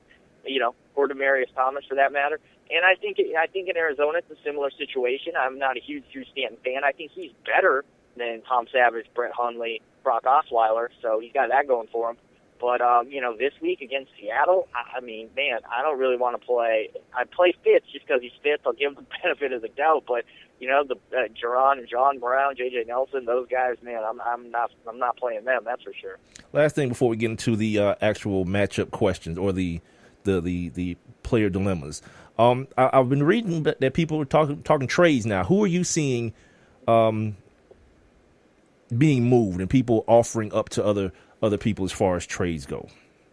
Well, I mean, anyone's in play, and it's all about looking ahead to those matchups now. If you're sitting there, if you're 6-3, 7-2, what have you, and you're going to be in the playoffs, you're looking ahead to weeks 14, 15, 16, and you got to be looking at matchups. And I don't have all those off the top of my head. I know some guys with bad matchups because I got a bunch of them on my team, sadly. I mentioned them already, Jordy and DeAndre Hopkins. It's bad enough they don't have quarterbacks, but they also have pretty brutal schedules going forward. But yeah, I mean, it just really comes down. I mean, anyone can go for anything. I always tell people when it comes to trades, be creative, look ahead, and it's just that's what it's all about. It's about winning weeks, and whatever you got to do to find those guys. And if you identify, hey, I got a really bad week 15, I think I'm going to be there in those playoffs. Maybe I make a move specifically targeting week 15. It's survive and advance. It's like the NCAA tournament to a certain extent once you get in the fantasy playoffs. So, look ahead and try to project. Worry about, weather could be a factor, but don't let that completely sway you one way or another because you just never know how that's going to be. Yeah, I've noticed, and I've actually seen some of the comments in my league that people are actually hoarding quarterbacks. And it's kind of a pissy thing for me, but whatever. I'll rock with my man McCown, and when McCown's not got a good matchup, I'll go with my guy Brissett, and we'll just rock on. All right, so here we go. I hoard defenses late in the year. I do. I mean, I hoard defenses, and I'm like, I'll set it up so I got a week 14, week 15, and week 16 defense on my team by week 12, because that's the kind of thing you can't project in advance, and defense can go a long way when they start racking up points. I might look into that. That might be a new strategy for the kid. Okay, here we go. Let's go to the chat room real quick because I see there's a conversation going on. My man Rob Grimwood and I Am No Doze are talking about. Okay, I don't have him, but I'm struggling with the other two wide receivers to start with him. It's either Allen Hurns Cooper Kupp, Juju Smith-Schuster, or Emmanuel Sanders. I'm guessing hit him with two of those. Yeah, well, I'd put Hearns at the bottom of that with Westbrook coming back with a not a great matchup. Kind of limits his upside, I think. That's just a weird offense, too. They don't like to throw very much. Love Smith-Schuster this week. I think any Steelers against the Colts is just get him out there, with the exception of Martavis Bryant, just because we have no idea his deal. But I like him a lot. Sanders is the one that it looks good on paper, the matchup, but, credit to the Patriots. The last two games, 20 points total allowed to the Falcons and Chargers, two not bad offenses. So they might be getting a little better. They've had 2 weeks to prepare for Brock Osweiler. I'm probably not going to mess with Sanders. And who's the other one you said? Kupp. Kupp. Yeah. So I like Kupp this week. It's a weird situation with the Rams that they almost all of a sudden the Rams have too many offensive weapons, or at least guys who might get the ball. But the Texans are just bad defensively. They just really are. And that Rams offense is humming. So it's entirely possible that Woods and Watkins get it done this week and Kupp is left out. But at the same time, I think you're going to want to take that shot with them in that good matchup. Speaking of the Steelers, that was my other move. Because I dropped Brissett, I picked up that Steelers defense against Brissett as well. Yeah, I'm making moves, my man. I'm trying to do that thing. We got Pierre Garçon versus Dallas, or Michael Crabtree versus that Chiefs secondary that's been getting bombed on. Yeah, what was that matchup? Garçon versus Pierre Dallas. Garçon's out. I'm sorry. What did I say? I didn't mean Garçon. Yeah. What did I write? Oh, you know what that's supposed to be? That's supposed to be Coleman. I'm sorry. That's supposed to be Tevin Coleman. I remember. Coleman. Right, Gotcha. for the flex. Yeah. No, I think Tevin Coleman's in good shape this week. I like him. I think that, obviously you can run on the Cowboys. And obviously, with Devontae Freeman banged up, he's in line to get more touches. So I think he's a good value this week, and an opportunity to really kind of outproduce what he normally does. Yeah, I was trying to write down the injuries, and I put Garçon in the wrong place. I'm an idiot. Here we go. You already mentioned this one. You said Kelvin Benjamin, Devontae Parker. You already said Devontae Parker for that one. Give me Stephon Diggs at Washington or Emmanuel Sanders versus New England. Yeah, Diggs is tough to figure because he's obviously very talented and is a big part of that offense. But, Adam Thielen just goes out there and does it every week and makes every catch. It seems to really have stepped up and might be their number one. But I still like Diggs in that situation because even though Case Keenum isn't an all-pro or anything like that, I still think he's a much better quarterback. And it's a little tougher matchup for Diggs, but, I just think he's got a little more upside. There's a certain point where when guys are even fairly close, you just default back to the quarterback. That's what I do and say, which quarterback do I trust to get this guy the ball? And in that situation, I'm going to trust Keenum over Brock Osweiler. Absolutely. Got a couple more for you here. Another Tevin Coleman one. Tevin Coleman versus Dallas or Mark Ingram, who you mentioned earlier, at Buffalo. Yeah, that's a really tough one because they're both platoon backs. It feels like, Ingram's the number one while Coleman's the number two, but I don't know anymore, especially when Ingram fumbles. Buffalo's run defense is so-so. It's not great. We saw them get run on last week, quite a bit by the Jets. So a very tough one. I probably would take Ingram by a nose just because I think he's a little more likely to get in the end zone.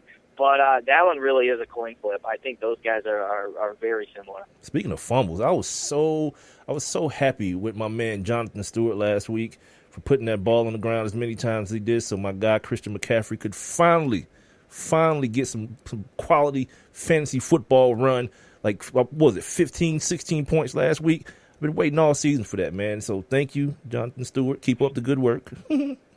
What do I got here? Cameron Brate versus the Jets, or Doyle versus Pittsburgh. Yeah, I think that's got to be Brate. I think he's one of those guys, even though Winston is out, I don't know if that really hurts him. And with no Mike Evans, you just got to think that means more targets in general, more red zone targets, and a very good matchup, too. I think the Jets are giving up the fifth most fantasy points to tight ends. So I really like Brate. And look, quarterback went to Harvard, Cameron Brate went to Harvard. There's got to be something there. Is that what we're doing? Is that what we're doing? Yeah, we're just driving that narrative, the Harvard to Harvard connection. Whoever's the announcers in that game are going to mention that about 50 times. So just jump on the train now and just ride it. No doubt. Okay, so the last one I got for you here is Adams, the running back over at Green Bay at Chicago, or the old man, Frank Gore, versus that Pittsburgh Steelers defense. You can run on the Steelers. I mean, teams have been doing it for a good chunk of the year. And Frank Gore, look, the ceiling's low, but he just finds a way to kind of get you those 60 to 70 yards, and you at least have a shot at a touchdown. Right now, I'm just not a fan of almost anything on that Packers offense. They don't look good, and the Bears are playing some ball right now. They're playing a little bit of defense. So I would take the shot with Frank Gore. It just seems super boring. You can talk yourself out of it. You can look at it and say, well, the Steelers are going to blow him out. He's not going to play in the second half. You can you can write that script right now, but I don't know. It just feels like Frank Gore finds a way to have that higher floor. So depending on the situation, how the matchup projects to be, that higher floor might be way more valuable than a higher ceiling. And there it is. So look, so we're without you again next week, right? Is that right? That's correct. Yeah. Got you. One of the last times I spoke to you, I asked you if you looked at, if you watched This Is Us. Have you checked it out yet? I have not. No, I need to get. I'm just so busy watching basketball. I feel like I don't watch any actual TV anymore now. As soon as the NBA season starts, I'm just like. Just watching basketball, man. It's like me, man. I'm the DVR king. Like, I'm always watching sports, but then like late at night, I'm just up watching like all kind of crazy things on DVR. So what do you watch? Like, so you don't watch any other shows? Like if sports is going on? Well, I mean, Curb Your Enthusiasm's back, so I watch that. Okay. Sunday nights, that's sort of my thing. Like, get done with the week.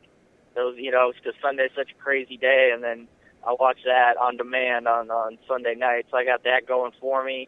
And, man, I'm trying to even think what else I watch. I don't know. My fiance, watches some garbage that I wind up sitting there and watching it with her. Some stuff from, I don't even know what the channel is. Yeah, dude. That'll change when you get married, dude. Yeah. Yeah. I was like that at first, too. Like that. Now, we got too many TVs in this house to be playing that game. I'm not watching no damn Scandal, no Grey's Anatomy. I'm not watching that crap. It's better stuff to watch. Yeah, it's like 90 Day Fiance and stuff, so I need to check that out. But, yeah, it's just a lot of basketball for me. It really is. And obviously the last couple weeks you got baseball playoffs and World Series and stuff like that, too.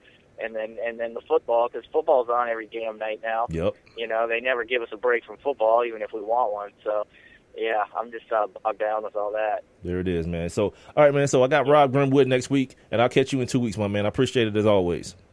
All right, sounds good. Thanks. That's Matt Lutovsky. You guys make sure you follow him once again on Twitter at @MLutovsky, MLutovsky. And also, you can send your fantasy football questions or whatever to him at SN_fantasy. How many minutes I got left in this segment? Like 2? All right, so coming up, since we're done with that for today, and I didn't get any really encouraging news on my team, fantasy football wise, and it might tank me for the rest of the show, to be honest with you. It may just do that, but I'll try to pick it up. We got to talk football, right? We hadn't talked any football today. The NCAA college football rankings came out yesterday. They're pretty much the same, but there was some movement. I should say the top 4 are the same, but there was a little bit of movement after that, and we're anticipating some movement after this weekend's games. And by the way, that is also what she said. That's going to always be funny because I'm a child. What else do I have here? I wanted to mention something to you guys, man. Oh, I did already. I kind of mentioned it. This freaking Kevin Spacey thing, it's some of the wildest stuff ever, B. And this is why, man. And like when y'all hear me say stuff like I don't believe in someone just automatically getting respect, because that's what a lot of these things boil down to.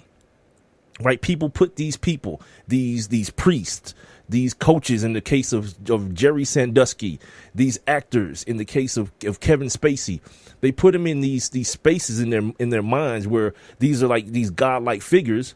And then the next thing you know, something happens to you that you figure out that they are imperfect human beings. And in the case of these guys, way less than that. And then you can't pull yourself to report it out of fear, out of embarrassment, or stopping it. Like this dude, this kid that his mom was doing this press conference today. I don't know if y'all saw this. That alleged that Kevin Spacey touched her son.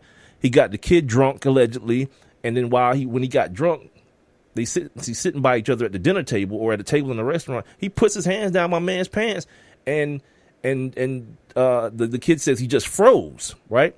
And then here's the thing about that. I know guys, we always want to be, macho and, you better not, I would have did this. I know this is the case, right? That we all have that mentality. And you can't understand how somebody couldn't do that. But I'm telling you what it is, man. It's people who turn other people into something other than people and make them into gods that allows that type of stuff to happen to you. And you believe that if you say something, you being like, just say this nobody, don't have the power to affect this person, but they have the power to affect you in a negative way if you report them. This is what the kid actually told his mom. It's just wild, man. It's just wild. So when y'all hear me say the stuff that I say, when no one just the president, no one just automatically gets respect. It's something that you earn, man, that you prove yourself worthy of respect. And when you hear me call somebody a bad parent because their kid is upset that some professional athlete got in trouble, you're a terrible parent. That person who's dribbling that ball or throwing those touchdowns should only be another human being to your kid. I'm off the soapbox, man. I'll be back. This is the One Mic with Big Mike show. I have one question for you. Do you or someone you know run a business that could benefit from additional exposure? The One Mic with Big Mike show is currently taking on new sponsors and advertisers. One Mic with Big Mike is currently syndicated across 8 different online platforms, and your company's name could be heard and seen across all 8 as well. Let's get to work. Please send all inquiries to Mike at onemicwithbigmike.com. Thank you for listening. Thank you for your continued support. All I need is one mic. My name is Dale Pazinski. I'm 19 years old, and this is how I live united. I've always been kind of a computer geek, and I found a way to use those skills to help the homeless in my community. For people facing hard times, computer skills and a basic resume are so important. It may seem like a small thing, but it makes a huge difference in people's lives. So with United Way, I created a program where I work with the homeless. Together, we go through their whole job history, write a resume, and then save it on their very own USB drive. We provide workbooks and training certificates. I even budgeted for cupcakes so we can celebrate as a class when one of our people gets a job. That's huge. When somebody says, "Hey man, that job that you helped me apply for, I got it." That's what living united feels like to me. My name is Dale Pazinski. I help people achieve financial independence. So I don't just wear the shirt, I live it. Give, advocate, volunteer, live united. Go to liveunited.org. Brought to you by United Way and the Ad Council. And now back to One Mic with Big Mike. And here we go!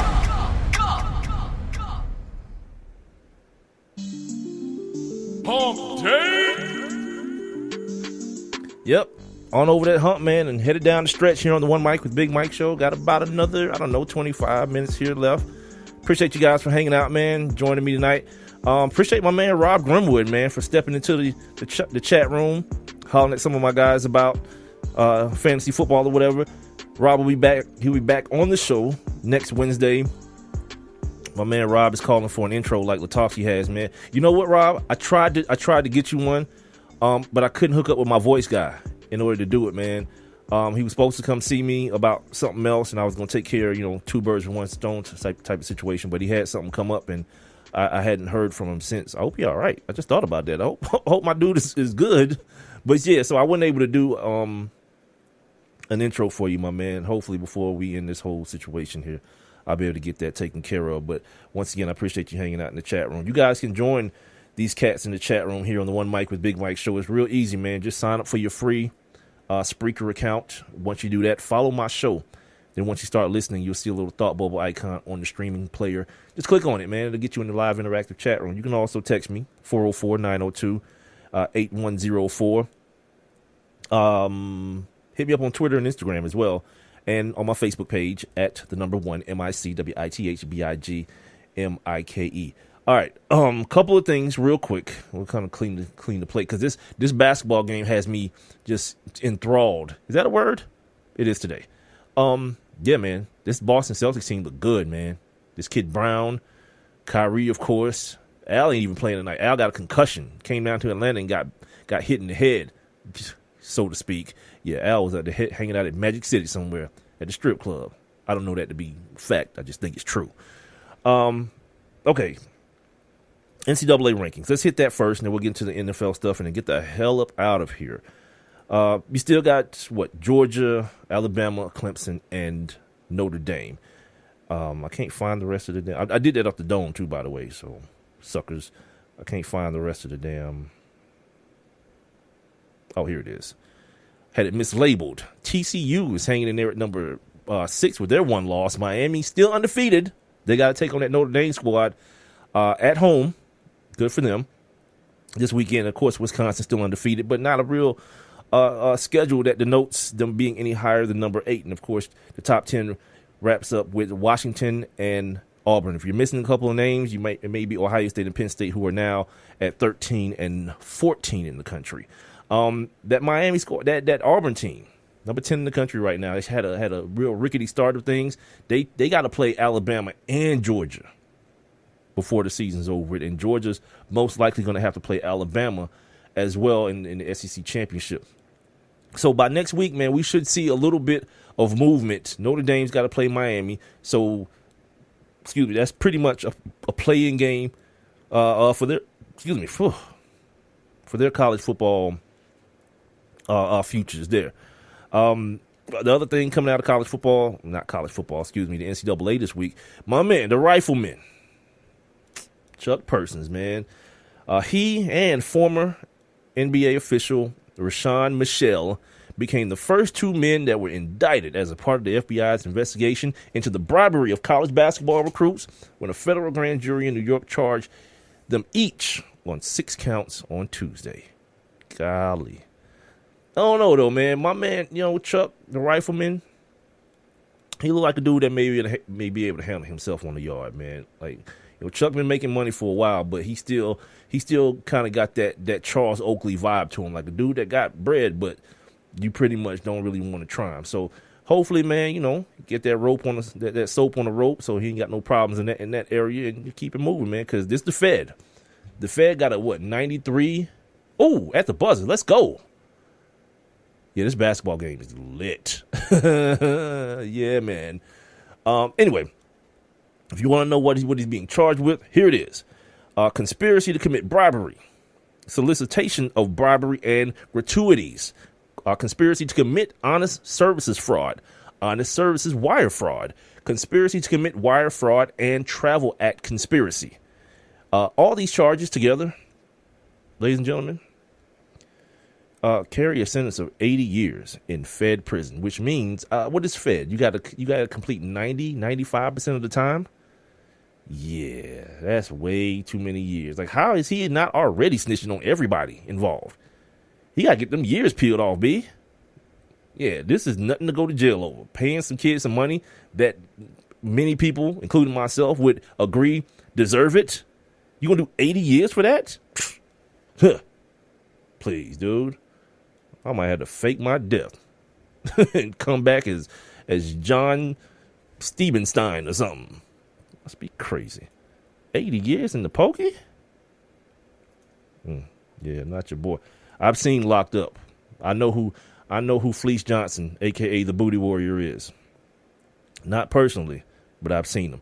Don't forget, man, Friday, another Freestyle Friday here on the One Mic with Big Mike show. So anything you want to talk about, man, from any walk of life, pop culture, you want to talk about Tyrese being bat crap crazy or Diddy changing his name, you want to talk about, Agent Orange, my touring Asia, talking cash crap to them folks over there. If you want to talk about what's going on in football, basketball, whatever you want to talk about, man, holler at your boy, man. Friday is another Freestyle Friday. All right, let's get this NFL stuff out the way real quick. So here's what's going on the Colin Kaepernick front, for those of you who are interested. Yeah, more bad quarterbacks being signed. More quarterbacks being signed. None of them named Colin Kaepernick. And they're bad quarterbacks. Josh Johnson. Bueller. Yeah, no one knows who the hell. Josh Johnson ain't took a snap since 2011. This is after Bill O'Brien. Remember on Monday, I told y'all just to shut the hell up about this whole, we talked about signing Kaepernick. Miss me with that. Holler at me when something actually happens other than words that no one can believe. We're comfortable with our quarterback room. Really? Brett Hundley? You good with that? Come on, man. Jay Cutler has a relationship with Adam Gase. He's bad at playing quarterback. So anyway, Josh Johnson hadn't taken a snap since 2011. They released, get this, Matt McGloin. Yeah, Matt McGloin was released to pick up Josh Johnson. effing joy that whole situation. And here's what I thought about the other day too. What's the day? Earlier today when I was just, thinking in my own head. The other reason that Colin Kaepernick can't work again. He can't work in the NFL again. And I mentioned this in a way earlier about like him kind of poisoning the pool or kind of, pissing in the pool. Yeah. And I thought about it this time in a sense of control, because you can bring him into your office, have a contract there with him and say, look, you can't talk. You can't be kneeling on during the anthem or whatever. You can't use official team time, media time to talk about your causes, and we'll sign you to this contract. They can do all that, and it's a chance that he might agree to it. Let's just assume. I'm not saying there's a chance. Let's just say assume he agrees to it. But you know what they can't control? They can't control Colin Kaepernick having conversation with people, his teammates, in the locker room. That's the thing that can't happen. You know what I'm saying? He can't. All these cats who started kneeling after what Trump said or after what or raising fists because of what Jerry Jones said or what Bob McNair said. You bring this dude into the fold and he just solidifies everything. It reminds these guys from his own mouth. This is what it's about, man. It's not about your feelings. It's about this. It's not about us. We're in privileged positions. We don't really have to worry about a lot, or in a lot of cases, as much as the average person that looks like us. You don't want that message. You want people to continue to make this an anthem thing or patriotic thing or a troops thing or a serviceman thing. You want it to be that, because then you have somebody to blame for your product being weak this year. For guys like Matt McGloin being on the football field, or guys like Brock Osweiler and Brett Hundley playing NFL football. You can divert the attention away from those things, from the Giants quitting on their team, on their coach, excuse me. You can divert from that. But if these dudes ever get on the same page and become reminded as to what's really happening, it might be game over.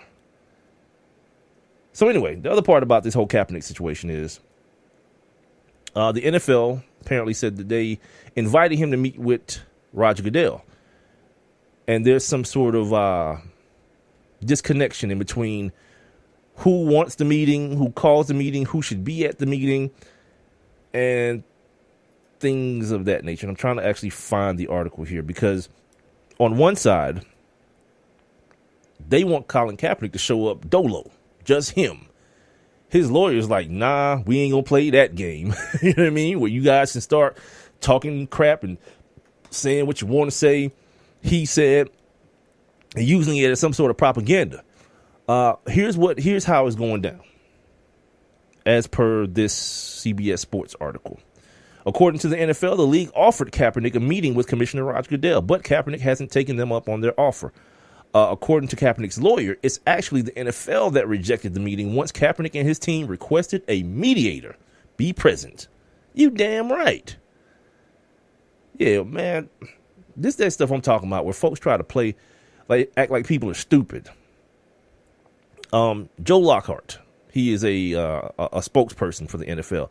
He says that Troy Vincent, you guys know him, former player, but now he's like the executive vice president up at the main office or whatever. He texted Kaepernick on October 31st to update him on the ongoing talks about social issues between players and owners.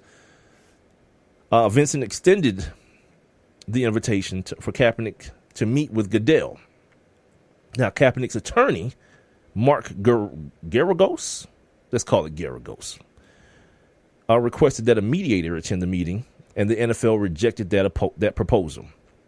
They said, quote, the lawyer says, we responded immediately that Colin would be happy to attend because of the grievance, we asked that a mediator be present. A mediator would ensure that the discussions were productive and confidential and not used as a public stunt or prop by the league.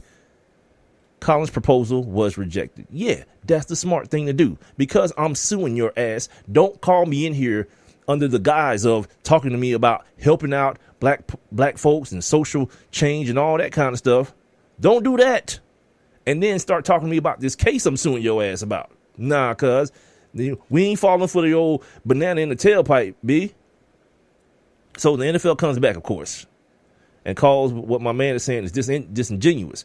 Troy reached out to Colin, is what they're saying directly, not his lawyer, and said, if you want to come in, come in. This isn't about his lawyer. This is about a mediator. This isn't a part of any grievance process. This is a part of the overall discussion we've been having on some of these social issues. See, what they're trying to do is turn this dude into the enemy. So people can start saying, man, go ahead and talk to him, Colin. See, you talk all this stuff. You the one started all this kneeling stuff. But now when it's time to talk to the commissioner, you don't want to go. Nope, it ain't happening like that. There's two things happening at once here. And what they're trying to do is they're trying to act like the other thing, like the litigation and the blackballing stuff, the collusion stuff ain't happening. He's saying, nah, have somebody, some sort of judge or somebody in this room to make sure that everything stays on topic and doesn't start swaying. Y'all don't start injecting things about other stuff that don't need to be talked about here. Stuff that needs to be left to the courtroom. I don't see that as any type of out of bounds request. So Lockhart says again, if he wants to come in and have a discussion with the commissioner, he's welcome to come in. We don't need a third party. The commissioner has met and talked to a bunch of players, and they don't have mediators. Well, they're probably not suing your ass either. Douchebag. How about that? Per Yahoo Sports, Kaepernick is still open to meeting with Goodell if the topic of the meeting is social issues and not the grievance. Of course. Because ain't nobody coming to Roger Goodell's office to litigate nothing. That's what the court's for. I still need your phone records, homeboy. I still need them damn emails. They done added some other people to the list. Jerry Jones and Bob McNair, Mike McCarthy. Who else? Bill O'Brien. All y'all, man, bring the phones, B. We need all that.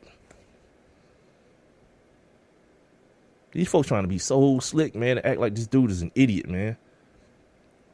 What I know those said I haven't talked about Jerry Jones reportedly threatening to sue the NFL if Goodell's contract is extended. Yeah. See, this is the other thing, because Jerry Jones he's in the middle of a couple of things. This Ezekiel Elliott thing, it's getting real close to nut cutting time. Cowboys trying to go to the playoffs, dude, and Roger Goodell, he about to throw a monkey wrench into that whole situation if he get his way. Plus, I think I mentioned this a few weeks ago, his contract is up to be extended. And it's been that way. It's been like sitting on the table forever to be extended. It was supposed to get done and finalized at the owners' meeting. That didn't happen. People think they're holding this thing up because of this player protest. Good. You know, they got some language in there about, what is it called? Severance. Like if you get fired or whatever, what his severance package is supposed to look like. And apparently Jerry Jones has been kicked off of the contract negotiation committee. I think it's headed up by Roger Goodell, by Arthur Blank, the owner of the Falcons. I think it's headed up by him, and Jerry Jones apparently was on it, and now he's not anymore.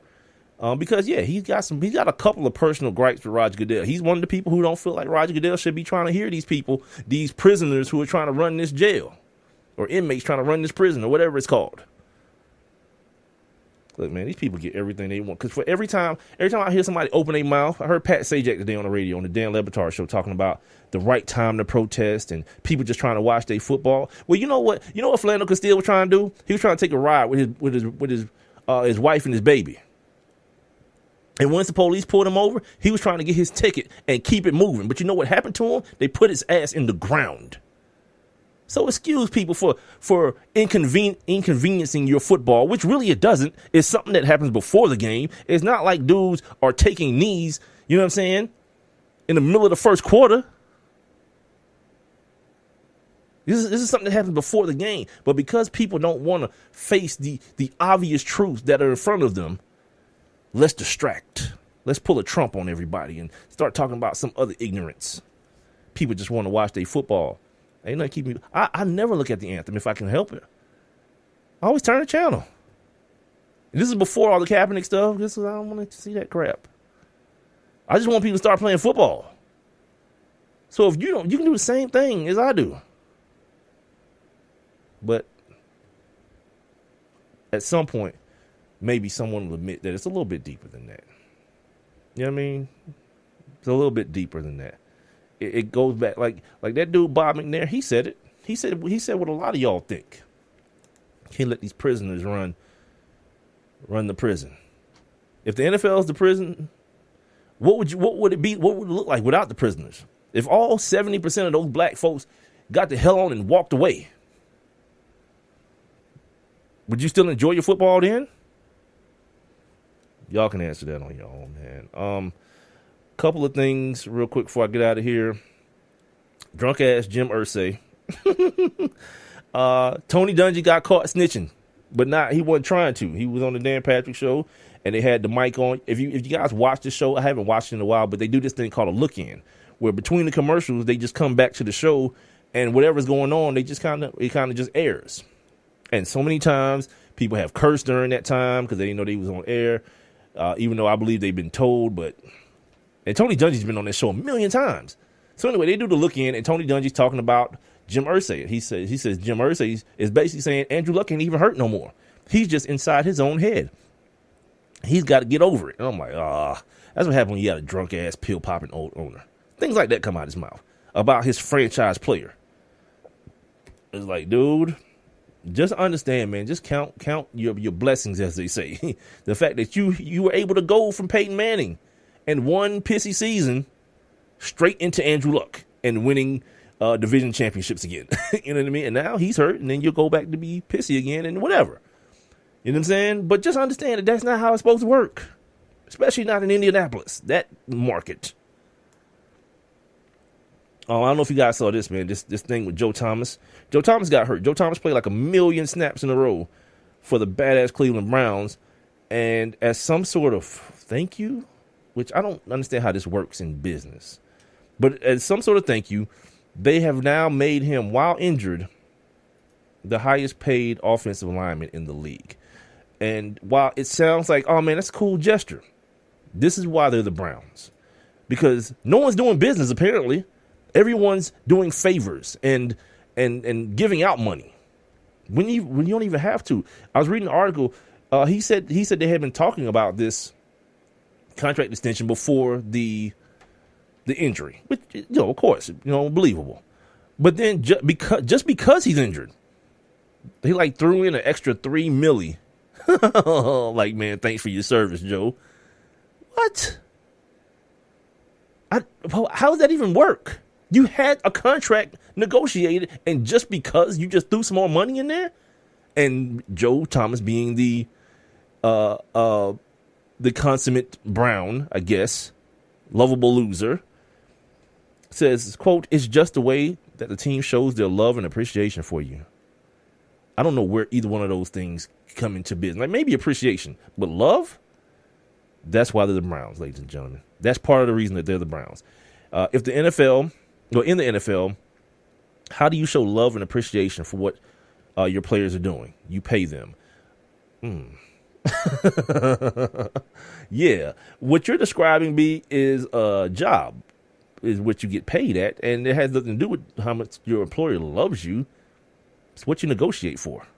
especially in your line of business, except for if you play for the Browns, I guess. It's different. He says, so I think they realize it's the right thing to do. And here's the kicker. It sends a good message going forward to the rest of the players in the locker room. You know what sends a good message? Winning football games and enjoying coming to work. Not feeling like you stealing every Tuesday when your direct deposit hits. That probably feels a little bit better. You know what I mean? Than watching Joe Thomas get paid. Well, whew, I feel great. Joe Thomas got money. Nah, it has nothing to do with anybody else, B. And you hurt. So it's like buying a car, negotiating the price for a car. What it's going to be, you pay for the car, you drive off the lot, and the damn muffler fall off. And then when the muffler fall off, you put a great audio visual system in it. Right? Like, come on, man. You paying extra for broken goods, man. I don't know. Shout out to Joe Thomas, though. This ain't me saying he shouldn't get his money. I'm never going to fault nobody for that. Yeah, you got to just take anybody's money. They're giving it away. I think I got a, yeah, here it is. I'll take any motherfucker's money if he giving it away. If he giving it away, hell yeah. Every time. And last thing, an update on a story that I did a couple of weeks ago. You guys remember this one? The NFL ref whose girlfriend called the league, called his employer on him and reported him for domestic violence. This is before she called the police. And by the way, she is also a policewoman. Well, as of today, her ass is in jail, or she went to jail. I don't know if she's still there. I think she bonded out. But she went to jail. You want to know why? Good, because I'm going to tell you. She went to jail because they found out she lied about this dude abusing her. His name is Carl Johnson. His girlfriend has been arrested after the police said she lied in a police report where she accused Johnson of domestic violence. I know Ezekiel Elliott, like, come on, dude. It's the same thing happened to me. You know, the other chick said this chick told her to lie for her, and y'all still got me up here worrying about if I'm going to get suspended. Well, dude, hey. What am I looking for? Yeah, so the investigation, they say the Lieutenant Brennan Matherney says the investigation is ongoing, but I can confirm we have filed charges against Sandra Brooks for what? They charging her with domestic abuse, battery, defamation, and it's not the same thing. It's a comma there. So you would think it would be domestic abuse, battery, defamation. But it's domestic abuse, battery, defamation, criminal mischief, filing a false police report, and filing a false petition for a protective order. Wait, did she beat his ass? This is what this sounds like. Like she was kicking his ass and tried to put it on him. Man, he whole crazy, man. Anyway, man. Yeah, so that's going to do it, man. That's going to do it for the Hump Day edition of the One Mic. That's a crazy-ass way to end because I didn't read that earlier today when I went through this. I just happened to – I didn't even highlight it. I just happened to see it that she is being charged with domestic abuse battery. That means she put her hands on him and then tried to put it back on him. Man, god dang. Almost messed this dude up. Meanwhile, back at the Elliott home household, no such luck.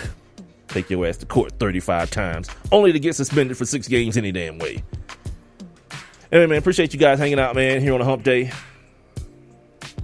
Special thanks to my man, Matt Lutovsky. He'll be off again next week. Off like he work here. He won't be with us next week. Not in like he's dying, but he just won't be with the show. My man, Rob Grimwood, who made a cameo in the chat room. My man, I am No Dose Big L. What up, y'all? Everybody who hollered at me on Facebook. Appreciate you checking the show out. Don't forget, man, I'm available. So tell your friends on demand on Spreaker, the Spreaker app. Tune in. iTunes, iHeartRadio, Stitcher, Google Play Music, YouTube. And you can also follow me and like my Facebook page and follow me on Twitter and Instagram at One Mic with Big Mike. Don't forget, man, Friday, Freestyle Friday. You guys tell me what you want to talk about, man, and we'll talk about it. I'll talk about it. We'll talk about it. However you want to do it, man. So I'll see you guys back here, same time, same place, Friday evening, man. And before I go, remember, man, all you need is one mic.